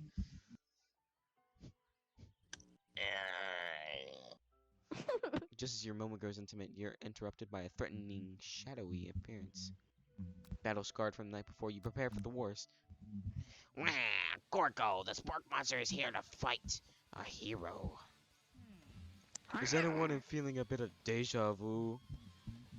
I'm sorry, Gorko, but I could have sworn we've already battled you last night. That was Borko, my twin, and I, Gorko, am here to avenge him. Are you kidding me? Are you stronger than Borko? Well, we're twins, so not really, but we're pretty much exactly equal in every way. Why do you ask? Colonel Sanders smirks. He's already on the same page as you. It's just that we beat Porco pretty easily. I don't think you have much of a chance. Not to mention, I feel really guilty about that. If I could take it back, I would. I think what Alpha Linguini is saying is, can't we just be friends? Life's too short for making enemies. Look at his face. I suppose we really don't need to fight, It's just that I've got these pointy teeth and claws. All the better for enjoying tasty food. Surely you like to eat, don't we all? Of course I do, and being in Smash Bros, but they didn't do that. Shut the fuck up. Inspiration strikes, and you come up with a quick idea. Jump on this! You toss a biscuit into Gorko's open mouth, and he devours it in one gulp. Delicious, you're much nicer than the evil students who once upon a time turned me into this creature who stands here today, I don't believe it. You were human once? Well, no, I was a chihuahua, but I was still a student at the school. Until one day some mean kids with a magic spell book cast a dark enchantment on me and I was forever transformed. A magic spell book? Precisely. Borko used to have a copy, but somewhere along the way I've lost it. If you find such a book, I beg of you, respect it. You're a powerful chef and shouldn't rely on dark and evil magic.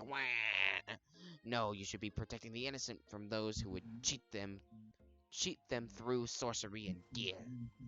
If you need me, don't fear, I will be there. God, that messed up my voice. Hold on, I got Snapple. This stream is sponsored by Snapple. Ooh, that satisfying pop.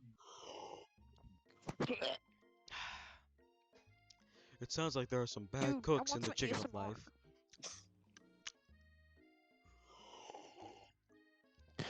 Amazing. Anyway, it sounds like there are some bad cooks in the chicken of life. The kitchen of life. You say chicken? You say chicken?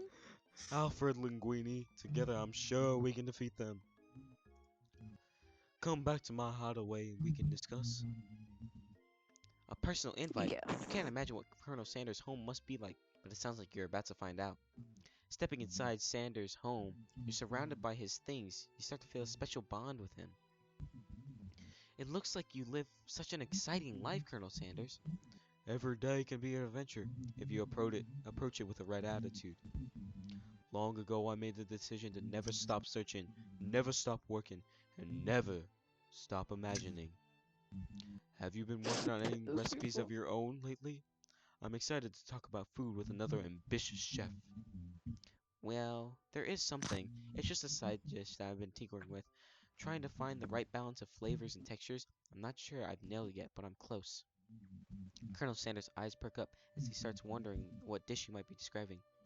It's mer it's meant to pair with something spicy or something crispy. Both, perhaps?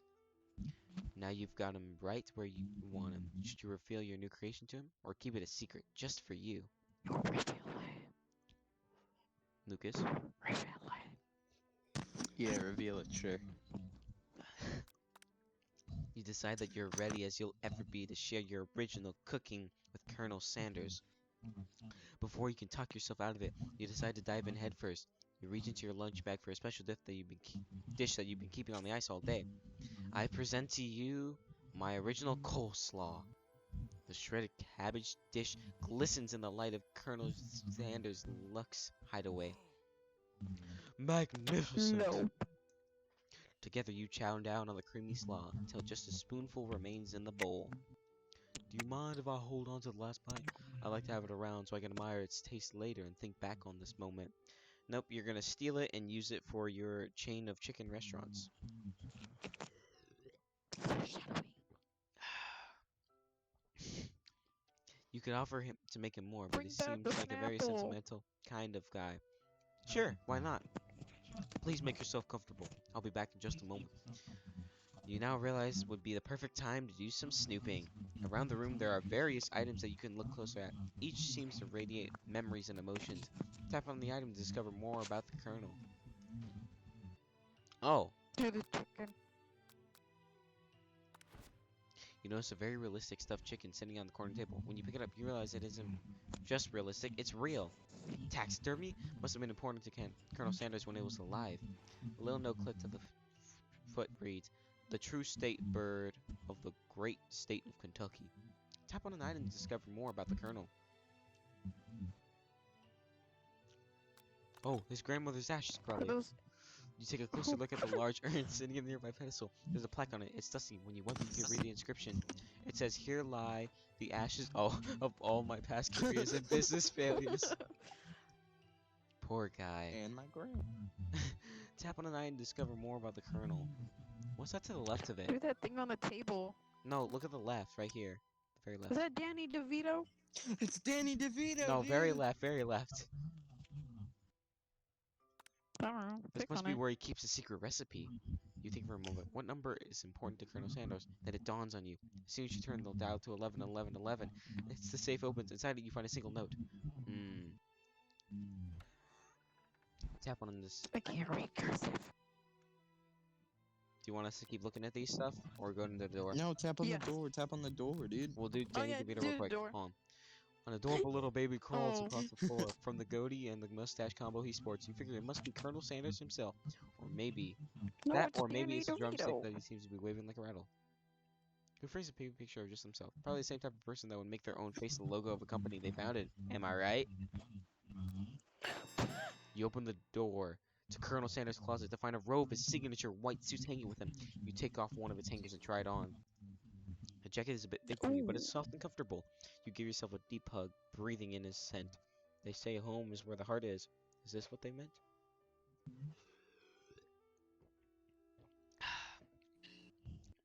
You hear Colonel Sanders returning. He has a new dish I that have he a has been fucking working on. drinking problem, Elijah. I He don't likes know. Snapple. I don't okay? know what you're talking about. I will fucking And he wants you to get up taste and it. kick your ass. You tried from where, huh? You will walk over to my house? You fucking want to bet? We can do that. No, Lucas can't do that. Last time he tried doing it earlier, but his parents said dinner ready. You better You run. try to act casual until he asks you why you're wearing his jacket. I don't usually loan out those, but I must say it does look good on you. Oh crap, the jacket! Forgot to take it off. You decide. I don't know. These options seem pretty good. Mm, Make a big move. what does it mean? What is it? Yeah. Whoa, whoa, whoa. This isn't that kind of game. Oh, not that we're blaming you for trying, but still. Oh, I Oh my get god. it. I get it. Big move. Oh, now I get it. I thought it was something else, but okay. Yeah, no. Okay, that's fine.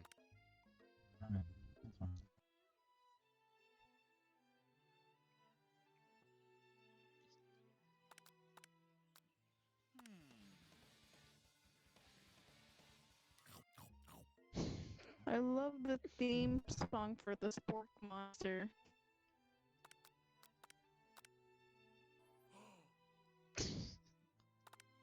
I love the sound effect.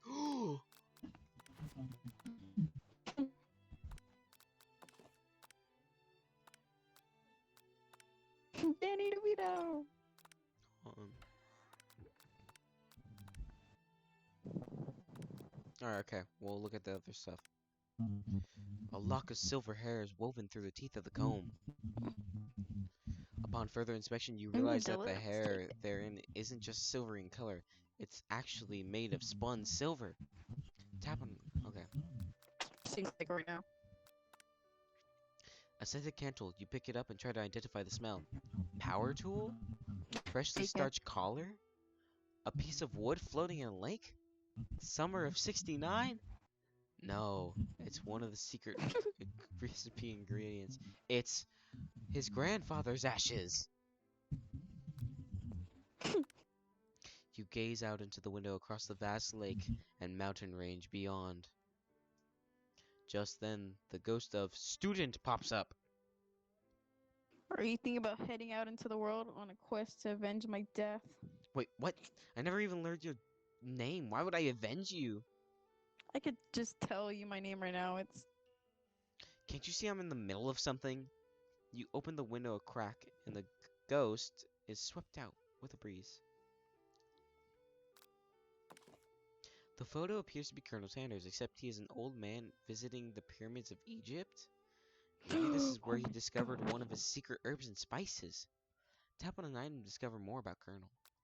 Do the thing on the table Hold on. after that one. One of the framed photos shows an old man who looks a bit like Colonel Sanders standing with a friend. They hold fried chicken drumsticks and appear to be cheersing him. Oh, this is his store, Kentucky Fried Chicken. Dude, he's a time traveler. You look closely and see that there's a short inscription. I wonder who my friend Pete is. Tap on an item to discover more about Colonel. Alright, okay. We've already done this. Alright, Yeah. confess up and tell the truth. That's probably better. You confess. I think I've developed feelings for you. I think I might be developing feelings for you too. But I'm concerned. I can't let anything get in the way of my dreams. Overwhelmed, you take off the jacket and run for the door. But the thought of leaving Colonel in the midst of such an emotional breakthrough gives you pause. You stop yourself. Colonel? Yes, Alfred Linguini. I honestly think this may be the beginning of Oh. something wonderful. I think you're right. We should take things slow. You tuck late into the night and drift off into a slumber. Dream sequence. Zzz. You awake to a beautiful morning in Colonel Sanders' hideaway. Did you make the right decision on how to respond to Colonel Sanders? Only time will truly tell. Today's the day that could change the rest of your life. You think about the new and secret ingredient you just learned about. Hold on. Grandfather's ashes. In some conditions, grandfather's ashes isn't even legal. But if the recipe is a secret, how will they know? Your thoughts are interrupted when Colonel Sanders emerges into the room. He is holding a gorgeously plated breakfast, and your mouth waters at the sight of it. Here's a simple breakfast. I just whipped it up. It's meticulous. You taste Colonel Sanders' food, and it takes you on a journey. When you return, he is waiting to ask you an important question. So, would you say that we're the perfect match? No. You're right. The perfect match is me and my Snapple. Do the Snapple Pop. Well, I can't do it anymore. Never Here, mind. you can hear the. Thank you. Thank you. How presumptuous! My cuisine and your taste buds, that is. Such confidence, such grace. Could he be the world's greatest gift to cookery? Don't flatter him. He deserves it. You know, I think we might make a great team.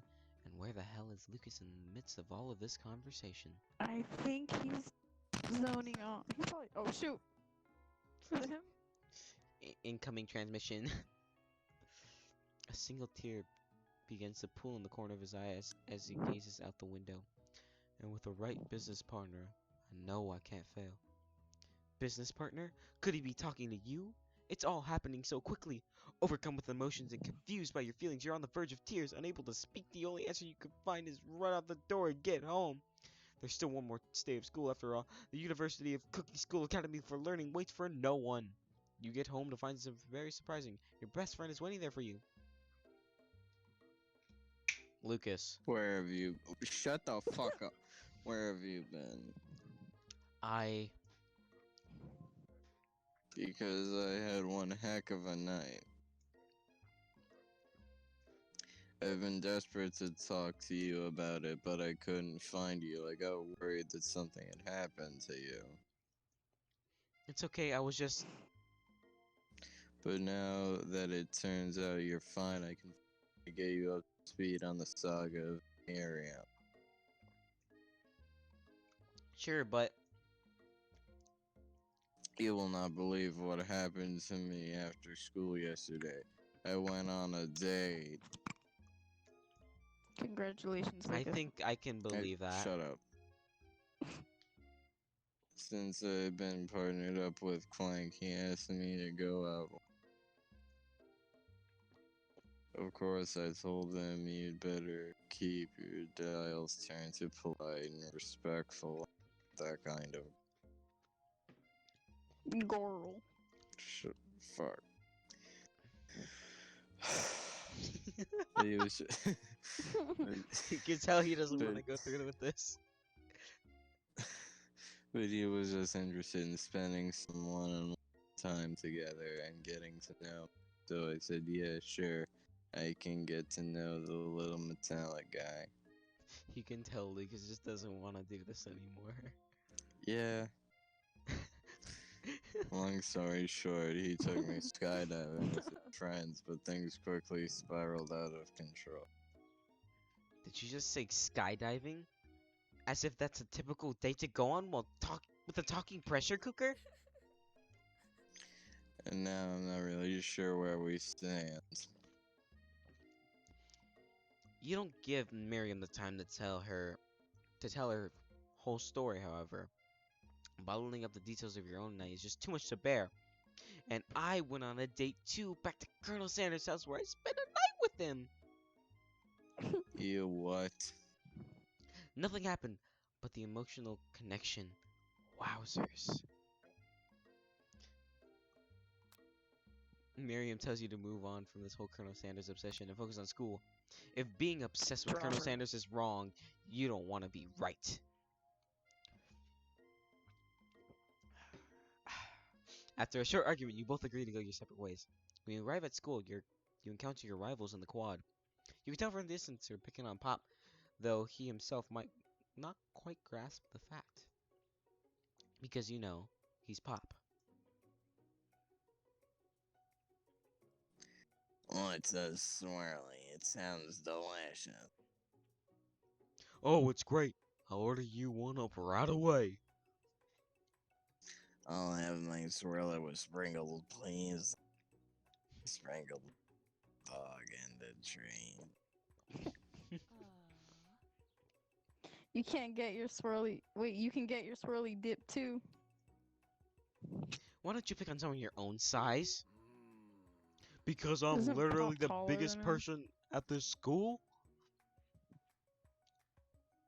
There is a horse that Colonel Sanders rides to school, but who would dare pick on such a gentle and beautiful creature? We're gonna cook him up. You've got some nerve, Alfred Linguini. I suggest picking up on the I suggest not pick on a defenseless horse. Now you're twisting my words, and I won't have it. You clench your fist, but the injury from yesterday's mixer accident makes you wince with pain. Ah! And if I keep flashbacking to like the Return of the Sith, Revenge of the Sith. Jesus Christ, okay. Doesn't look like you can go on cooking like that. Might as well just What the give up. fuck is that? No, I keep thinking about like that fight scene where it's like, it's over, Anakin. I have the high ground. What the fuck? Why? I don't know why. Like, okay, so the main character's hand is like all messed up, and like Anakin's hand was chopped off. So I keep flashing back to that for some reason. Doesn't it doesn't look like you can go on cooking like that. Might as well just give up. I'll never give up. Ever. Colonel Sanders arrives just as it appears that things are close to boiling over. A naturally intuitive person, he senses something has been going on. Is everyone excited for the final day of school? Alfred Linguini, how's the hand feeling? I'm pretty sure you'll be back in fighting form by this afternoon. Aren't you concerned about my hands, Colonel? Yesterday I almost broke a nail winning so hard. Technically, I don't believe a winner was decided, but your presentation was quite impressive. What is he doing complimenting her? Oh But god. what about the flavor of my delicate, warm, gooey chocolate sauce? Hold on, his face. It was clear that you're Whose face? passionate about how Oh. your food is received. That's a lot of words to That's say. a It was lot of words bland. to say. Oh. Excuse me, Alfred Linguini. I'm more than capable enough to speak for myself.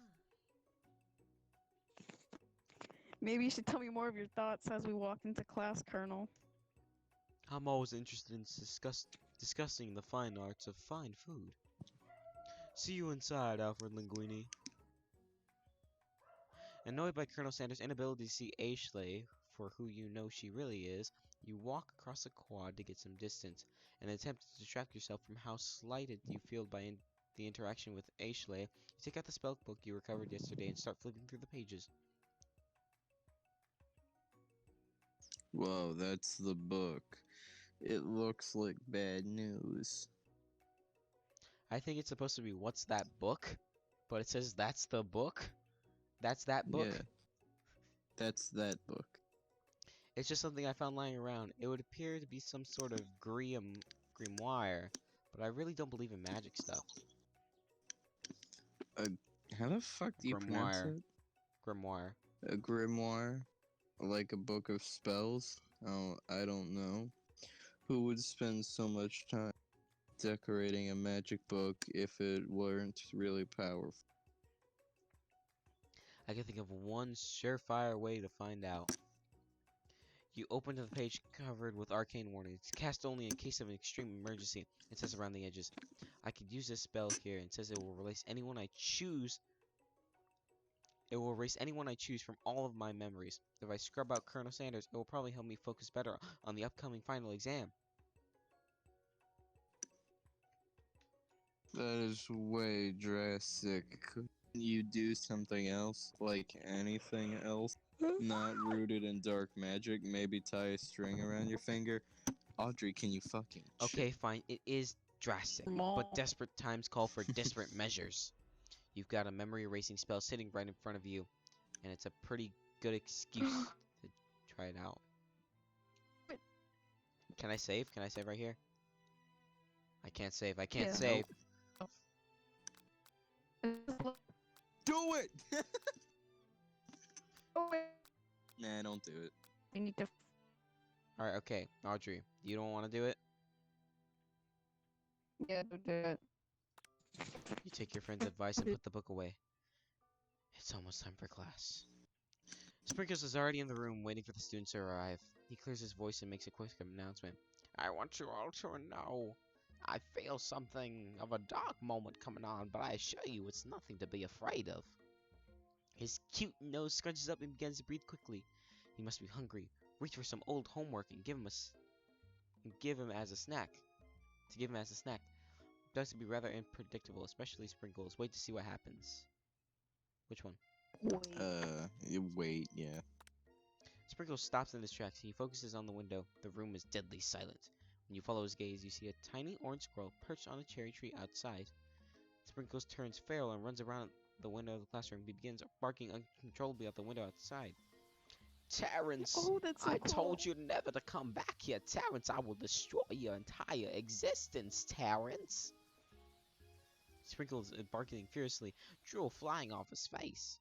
The squirrel looks over but doesn't say anything back. You wonder, is that even a talking squirrel? Who named him Terrence? You better not show your chubby ass cheeks out around here again. He's After dummy Sprinkle, thick. the dummy thick squirrel named Terrence.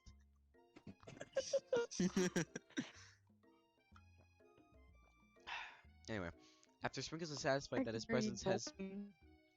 Yeah, I know. This stream is sponsored by Snapple. Anyway, after Sprinkles is satisfied that his presence has been felt by not only Terrence but any other squirrel in hearing distance, he returns to his professional tone. Ahem. I apologize for the outburst. This actually brings up an important point. Thank you, Alfred Linguini, for reminding me to dole out this indispensable bit of wisdom, you see. But before he can go any further, Miriam's love drama spills over into the class. Sprinkles is interrupted by words and sparks coming from... I'm kind Shit. of scared. I told you to save it for after class. I'm taking out my earbuds. Oh shit, it's not working. Yes. I mean, the game's making sound effects, so it'll cover you for the time being. Yeah. Guess. Think I wanted to be thrown from a plane strapped to a stranger. Miriam and Clink appear to be arguing, but you still haven't learned to speak Clink's language of mechanal noise. Can you do it? Or no? Nope. It's only a small amount. But no, you had to show off to your kid friends Jeff and Joan. J and J. What the fuck is this? Watch us from a triangle in mid-air as we descend. Triangles are the strongest shape, don't you know? What the fuck is she going on about?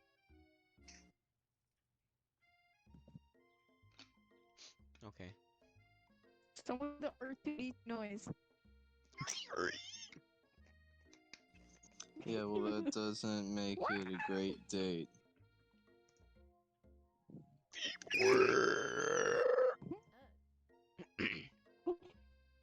And take Jeff and Joan with you. You can hold the hands as you pedal down the mountain or off a cliff for all I care.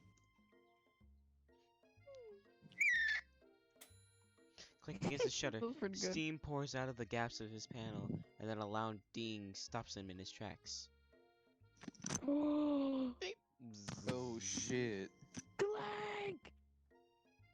No amount of seasoning is going to make me want to eat that clank. Clank burps out a completely deep-fried snicker. Considering that he himself has wheels, not feet, it's not entirely clear where that came from. In terms of deep-fried footwear, I guess it looks okay. Clank slowly rolls out of the room to be alone with his shoe. Everyone tries to pretend like they didn't see the entire thing go down. Nothing like a loud public breakup to cast a pall over the final day of school. Well, that was unfortunate.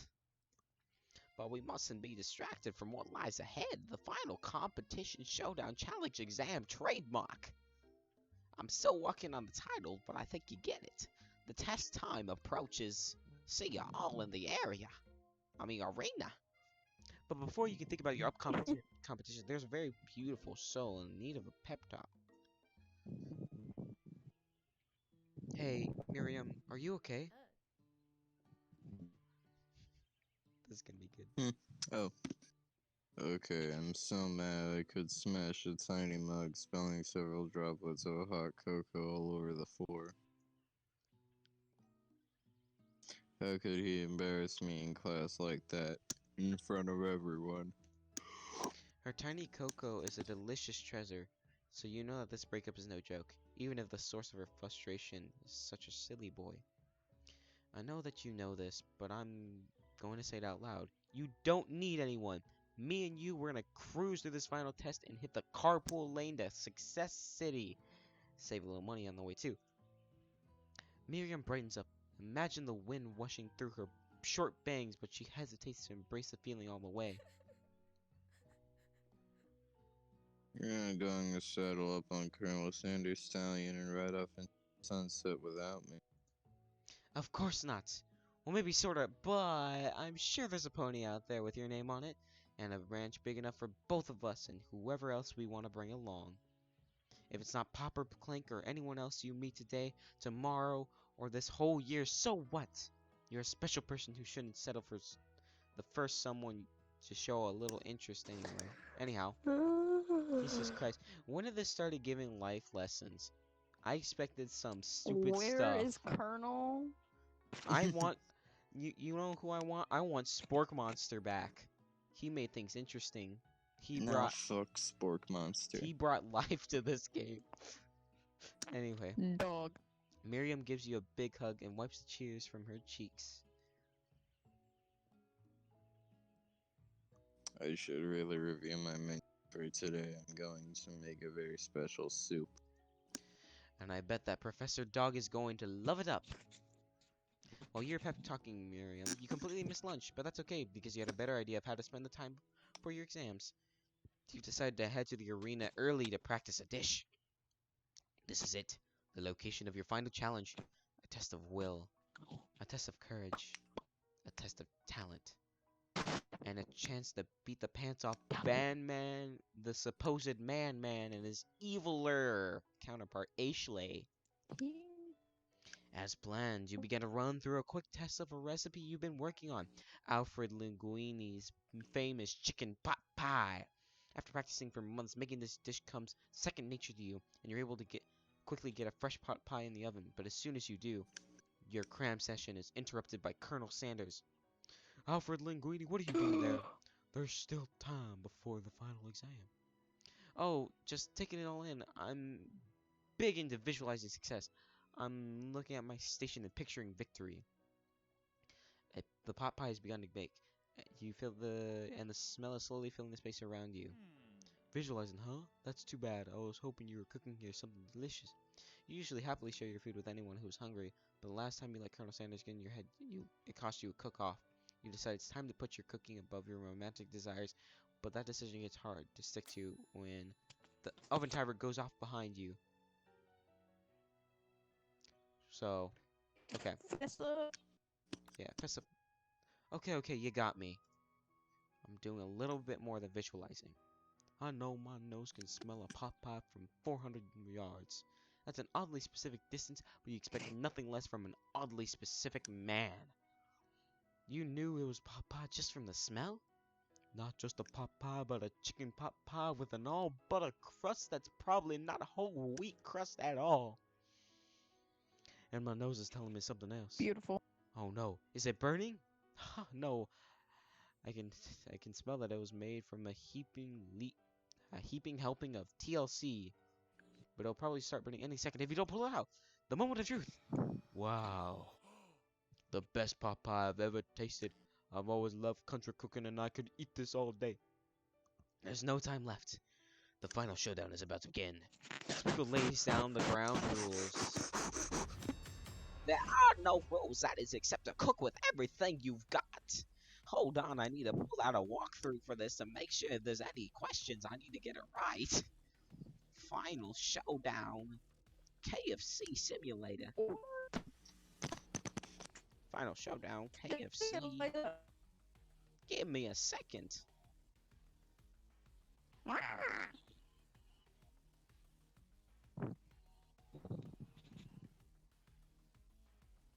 Never mind, we're just gonna have to work with it. Wing it, boom. You step we're up for the bosses cook-offs. at this. You step up for the cook-off of a lifetime. You decide that mac and cheese plus the pot pie you've been practicing are just the dishes that'll push you over the edge to victory. Meanwhile, both Van Van and Ashley, are preparing a wildly elaborate dishes per their usual over-the-top selves. Miriam has her giant magnifying glass and small several sets of tweezers. She's definitely preparing to go. She's definitely prepared to go big, going small. Big. Colonel Sanders seems to be harnessing his 11 herbs and spices, but he's trying to find a way to improve on something perfect. His original recipe, whatever that means, fried chicken.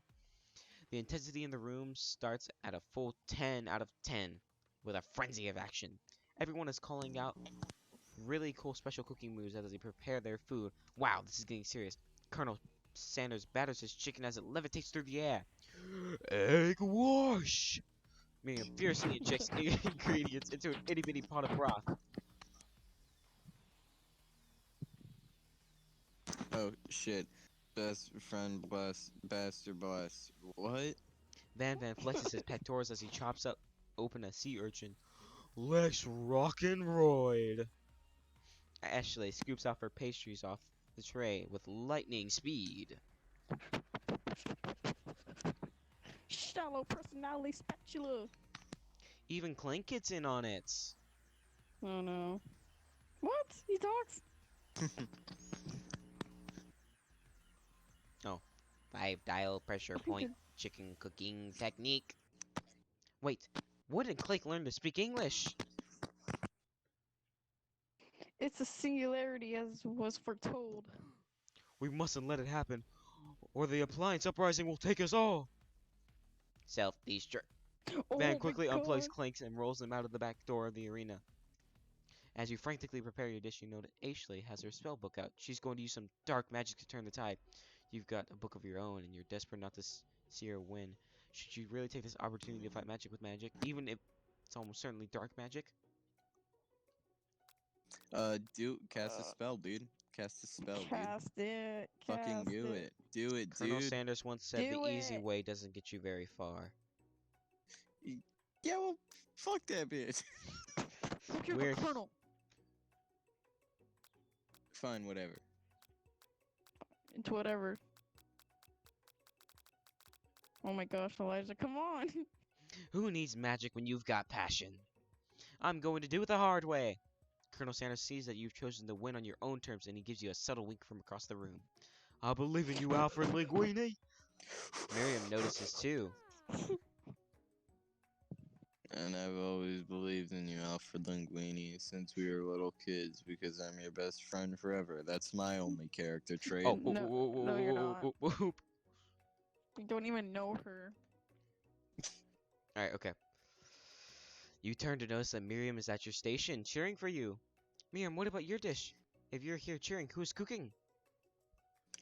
Tiny food, short cook time. I'm actually already done, so I thought I'd help you. Oh, that's sweet, but... Oh, sorry. Miriam tosses a handful of spices directly into your boiling noodles. Are you kidding It- me? Don't tell me it's the thing. Go. It's the Eye of Newts. Yeah, go, Lucas. It's a secret ingredient. However, she doesn't know that you lied and the ingredient was made up. Where in the world did she get Eye of Newt from? The boiling pots explode, sending Miriam flying backwards. The watery noodles begin to swirl in the air, bubbling into the dark cloud, and that thickens Oh, and congeals shoot. before your very eyes. It is I, Dick. Steve, the spork monster. Wah. Steve? Wait, what happened to Gorko? You're not here to battle me, are you? We spork monsters are many. I think Gorko had a day off. But you have conjured Steve, and I hate to battle. So I'd say you're doing pretty alright. Oh, hey, you're in the middle of a cooking competition. I love this stuff. It's better than TV. You crazy kids and your culinary skills really impress me. Mind if I hang out? I'm sorry, Steve, but I'm kind of in the middle of something. Do you mind? Steve, the spork monster, notices that you've got the grimoire stashed beneath your cooking station.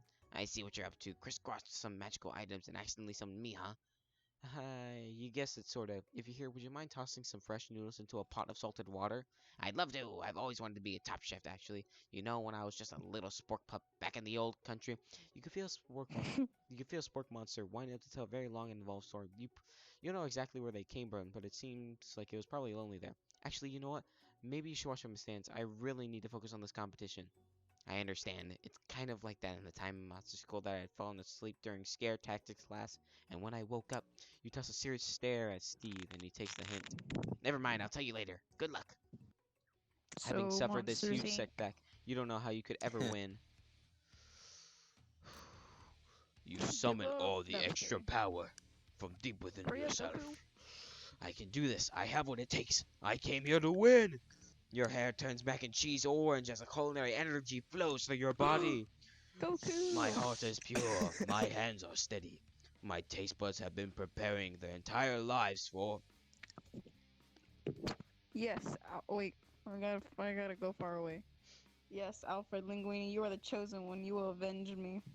The power you'd been summoning immediately fades back out. You interrupted my inspiring monologue! Sorry. Psych. My heart is pure. My hands are steady. My taste buds have been prepared their entire lives to this moment. I will show the world my cookery! I begin to lift Steve off the ground. Energy courses through your body. Come on. Kame. You know that with this power you can do anything. Kame. Except turn back time, which would be super useful because while you're powering up your chicken pot pie, overcooked in the oven can't be served. Oh, Kame. But don't worry, dear Alfred Linguini, you may have suffered some setbacks, but all is not lost. Kame. Impressed with your Oh my fortitude, Colonel gosh. Sanders decides that you have earned his support. Lucas, he's having a Caesar. Okay, I've been cool. watching you a lot today, and I Oh, must say I'm okay. truly impressed. You've been thinking on your feet and rolling with the punches. He steps up to your station and stands right beside you. I'm here to help. And all you've Yes. managed to make is mac and cheese, and time's almost up, so you're going to need it. But Colonel Sanders, what about the test? What will happen to you? What about the rules? Following the rules has never been my thing. I follow my heart. What a guy. Ah! What a gay. Colonel Sanders unfolds a delicate white towel will reveal the most delicious fried chicken tenders you've ever laid your eyes on. And besides, sometimes unexpected combinations have a surprising effect that surpass their individual efforts. Are you suggesting if we combine forces we could perform the perfect food union? Like that mac and Cheetos thing, which is really disgusting. Yep. Time's up, students! With the time expired. It's the moment everyone's been waiting for. Where I get like 3 days to like rest my voice. You must prepare to present your dishes. A handful of students stand tall, but the class seems incomplete. It seems we're missing some students. Pop? Clank? From off screen, you hear a pure and innocent giggle that can only come from one student. Oh, great. I'm flying.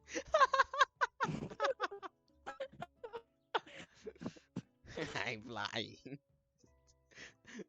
I'm not gonna make any joke in fear of what might be taken. It sounds like it's coming from that broom closet over there. Miriam, would you mind? Inside the closet, you see Pop hanging on a broom hook by the elastic of his underpants. Pop, get down from there right now! Let me guess, did Van Van have something to do with this? When someone asks for a wedgie, who am I to refuse? I thought ONG was a salad. It looks like Pop is eliminated from the challenge, seeing as how he didn't cook anything. I can't feel my legs. May I be excused? Sure. Run along. You kids and your pranks, I must say, it's not the worst prank of UCSAL history, but it's not exactly yearbook material. Wait a second. Pranks, clank! Where'd that pressure cooker roll off to? You wait to hear a signature word, beep, or any other onomatopoeia, but there's none. Somehow he must have gotten unplugged, I guess. We'll have to figure that out later. That leaves only 4 remaining students. Please collect your final projects.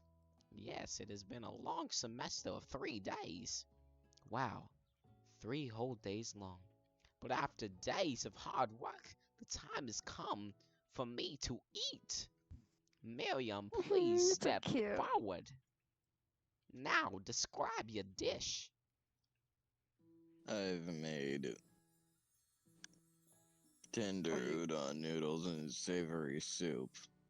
My you eat the word, bowl it's too? so delicate that the Yes. teeny tiny Narutomaki I spy afloat in this itsy bitsy bowl. Yes, chef. Please call me Sprinkles. Chef is my father's name. Yes, sprinkles and some green tea made from baby tea leaves that I picked myself. Sprinkles carefully sniffs around the dish before opening his mouth and let just the tip of his pink dog tongue dip into the bowl. Sublime. Would anyone else like a taste? Oh, come on. It's I'm not one cute. of those dogs who doesn't floss. Even I have a really cute electric toothbrush for dogs. Fine, I'll enjoy it all by myself. And in a flash, the entire meal Oh, you made him sad. has been devoured. Not that it took much. It was less than a thimble's worth of soup. A plus. Rarely do I taste a dish as much love poured into it as yours. Miriam is overjoyed. She gives you a huge hug. Thank you, Alfred Linguini, for helping me believe in myself. Van, you're up. Now describe your dish. I've made uni over smooth egg custard with a nice spoon urchin shell, topped with caviar. Did you skewer one type of urchin with spines from a second different colored type of urchin? Yes, Sprinkles. A bit much, don't you think? That's exactly why I did it. Oh, goddamn. You rang right, alright. A bit much is kind of my brand. Doesn't it look cool? Sprinkle leans in. Oh, God, okay. Sprinkle leans in to sniff the uni, but he can't get his nose close on the account of all the spikes. He gets applauded erratically, causing the custard to slosh around. Woof woof. Please be gentle with my cuisine. Grr. Finally, Sprinkle goes all in tongue first, but he can't get past all the needles. He reels back as his tongue is poked and prodded. Youch, my tongue. The professor appears to be having an allergic reaction to this thing. I can't eat this. It keeps my poking my tongue. Disqualified. A stunning turn of events. Who would have thought serving food in a bowl made of needles could make it difficult to eat?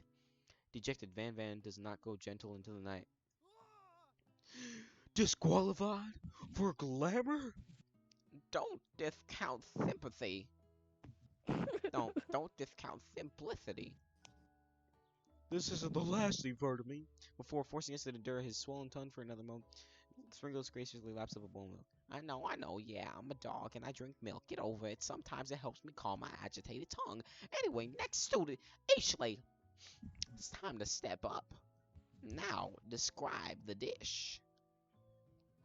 I made.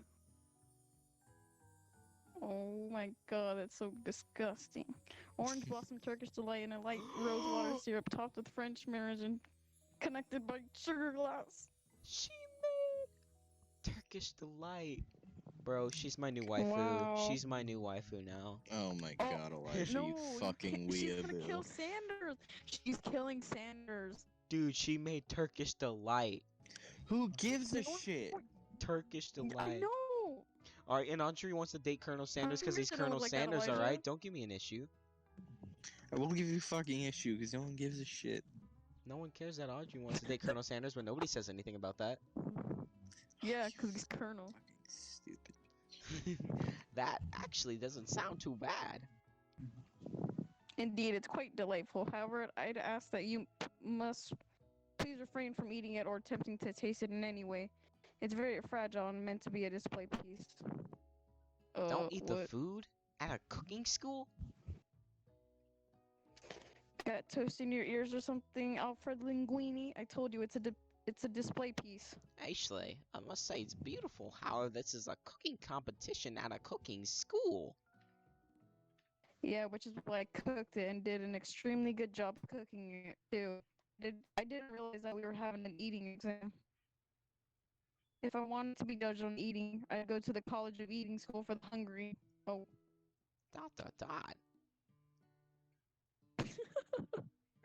I suppose you could smell it if you absolutely insisted, but don't breathe too hard. You might disrupt the sugar spiral. If the food cannot be eaten, it cannot be judged. You are disqualified. Rage overtakes Ashley. She finally cannot keep her two-faced routine up. You wouldn't know high-end. You would know high-end Well, cuisine. Cuisine if it cooked you. And with that, Ashley storms off to rededicate herself to being the best, but this time without being shackled by trying to be the fake nice and liked by everyone. Go home, loser. This isn't the last you've heard of me either. If this class gets much smaller, I'll be teaching myself. You and the Colonel, the final cooks, step out together. Two chefs. What began as a bowl of delicious mac and cheese has become something That else. looks so good. He examines it close, Dude. sniffing and eyeing the bowl. Dude. Uh-oh, I don't have a good Dude. feeling about this. From somewhere in the room, a That looks literal drumroll delicious. plays. Just when I thought I've seen everything in this kitchen, you give me this thing, and it completely blows me away in my 49 years of dog life. I've never tasted anything so delicious and perfectly balanced. It's so delicious, in fact, that everyone passes the class. You pass, and you pass, and you get a pass, and you get a pass, and you get a pass. Everybody gets passes. Everyone gathers around, partakes in the mac and cheese bowl. They all seem to transcend this reality into another dimension. You win. Together, you and Colonel Sanders have created a new menu item. The new menu item is so impressive that even Van and Ashley are drawn back in by its magnetic fragrance. When they gaze upon your mac and cheese bowl, they admit that you indeed are an excellent chef. Sprinkles declares that you have passed. Everyone has passed. There were supposed to be more battles, but come on. How could they be better than this one? Now that the school year is complete, everyone has graduated. The students return for one last assignment, to get their groove on.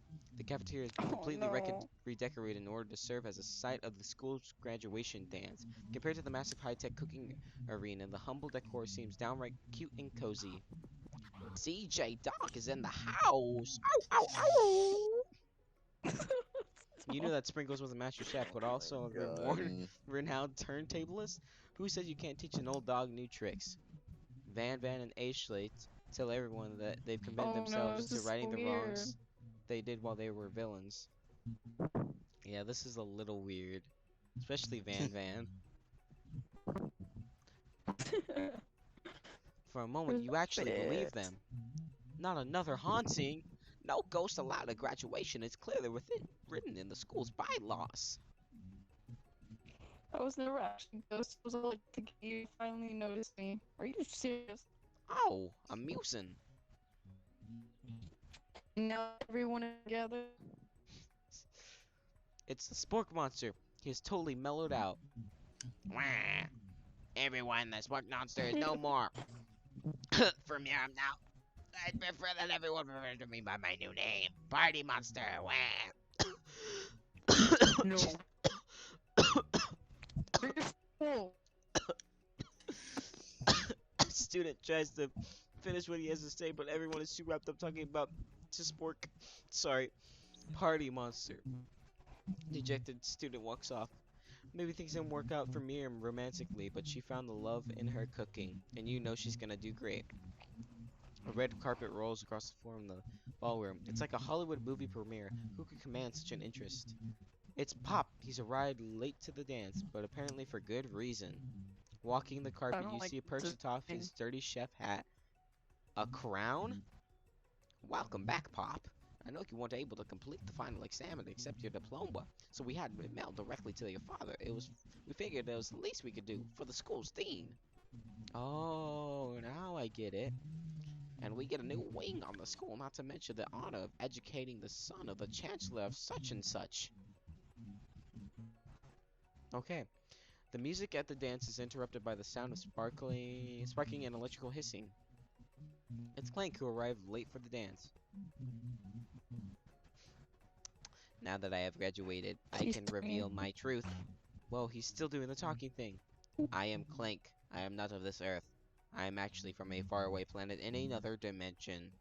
What? What? I actually feel like I knew it. I knew it this whole time. Now that I have learned the ways of your kind, I must return. Oh, Miriam, would you come with me? I don't know what to say. Besides, no, obviously. I have just begun to learn who I really am. This is time for me to devote my life to figuring out who you are, Clank. You're blown away by Miriam's maturity. It's pretty clear she's managed to surpass you in that regard. I understand, kind of. Humans are weird. Like, what is up with the Ratatouille memes? A portal opens up Oh, and Clank dang it. disappears through it. Finally, Colonel Sanders has arrived. Howdy, classmates. No, Just like the first day you met he him, looks he's so come weird. prepared to feed off the entire class. However, it's not just enough to give them a bucket of chicken. This time, it's a full meal. I didn't get to be the most famous chicken man in the history of chicken and man by not reminding people to go out and buy my chicken. Look, The he end? stole the. Oh my god. 10 out of 10. You recommend playing it again? No. Hold on, is that seriously it? Is this That's seriously? the end. We didn't No, date. We no, didn't it's not the end. date him. Oh. As everyone feasts on the delicious chicken dinner, Colonel Sanders finds you sitting at the edge of the dance floor. Colonel Sanders? Yes, Alfred Linguini. I couldn't help but wonder, was our final exam team up purely an act of strategy carried out by two cunning chefs? Or was it something more? I'm afraid I can't answer that question directly. Instead, I'd like to ask you a question of my own. May I have this doozy-doo? Or dosey-do? It's a dosey-do. Okay. Do-si-do. Dosey-do, yeah. Colonel Sanders extends his hand to you, and you feel the surge of energy jump off the tip of his fingers. His hand, the hand of a master chef, so dedicated to the craft of fine cookery. So tender yet refined. Why is it describing it so milky smooth, fingers like finely battered drumsticks turned in flour, soaked in buttermilk and dusted with exotic spices, and I thought that said spiders. But they do not reach for tongs, a knife, or even a spork. Tonight they reach for you. And although our feet may tire of dancing, I believe this is just the beginning of our steps together. Colonel Sanders, will you not only join me on the dance floor, but in the kitchen as my co-chef and partner in both business and in life? You gasp! Could it be? Is he really saying me and you together? Nani? ¿Por qué? Ever since I Por met you, favor. my dream has changed. It's not only simply to open the world's greatest chain of fried chicken restaurants. No, even then my life would be incomplete without you beside me. So what do you say, partner? I say, No. I love you, Colonel Say no. Sanders. The end. I hate this game. You know, I think there's actually another ending that we could have gotten. If we kiss them. Just God, enjoying it a I'm gonna while back. fucking jump off a building. I'm so done with this game. Why did we recommend This is fucking crazy. God, the fucking music. Alright, hold on, let me turn down. Nice Ugh. ball. Alright. So thoughts on the game. I hate I it. wanna 10 out of 10 die. though. I hate this. Well, I believe there's actually another ending in it. Oh no, we are not No, doing this the again. thing was, it went the No. completely opposite direction of how this one went. Hold on, let me look it Do up. we kiss them? No, I Do we believe kill him? he was a yandere. What? On endings.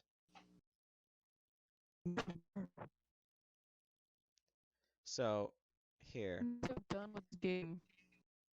All right, hold on. Oh great, amazing.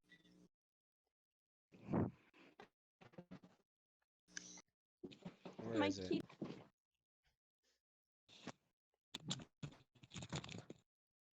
Come on, where the? All right, okay.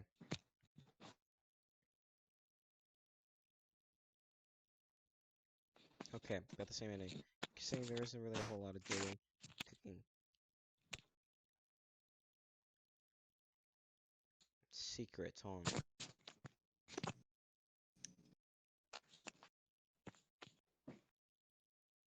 You have to. So I'm thinking the ending. It says that you might have to find out all 11 secrets But my question Oh is, my Uh, gosh. dang it, the true. There's a Elijah, true ending walkthrough. Hold on.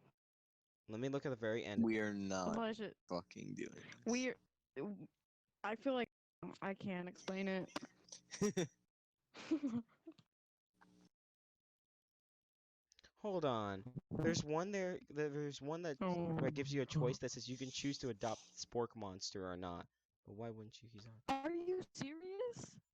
What is this? We gotta go back.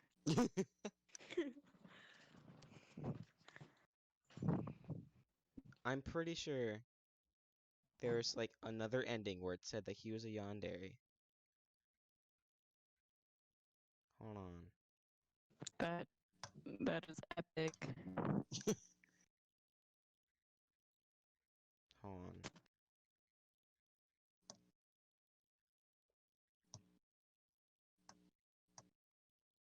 Hmm. Okay. I guess that was it. Uh, so your guys' thoughts was terrible. I hated it. 10 out of 10. It's terrible. 0 out of 10, not enough water. So, what lesson did we There learn was from playing this game? Never go to a KFC. Never talk to Colonel. Audrey, could you repeat that? Right.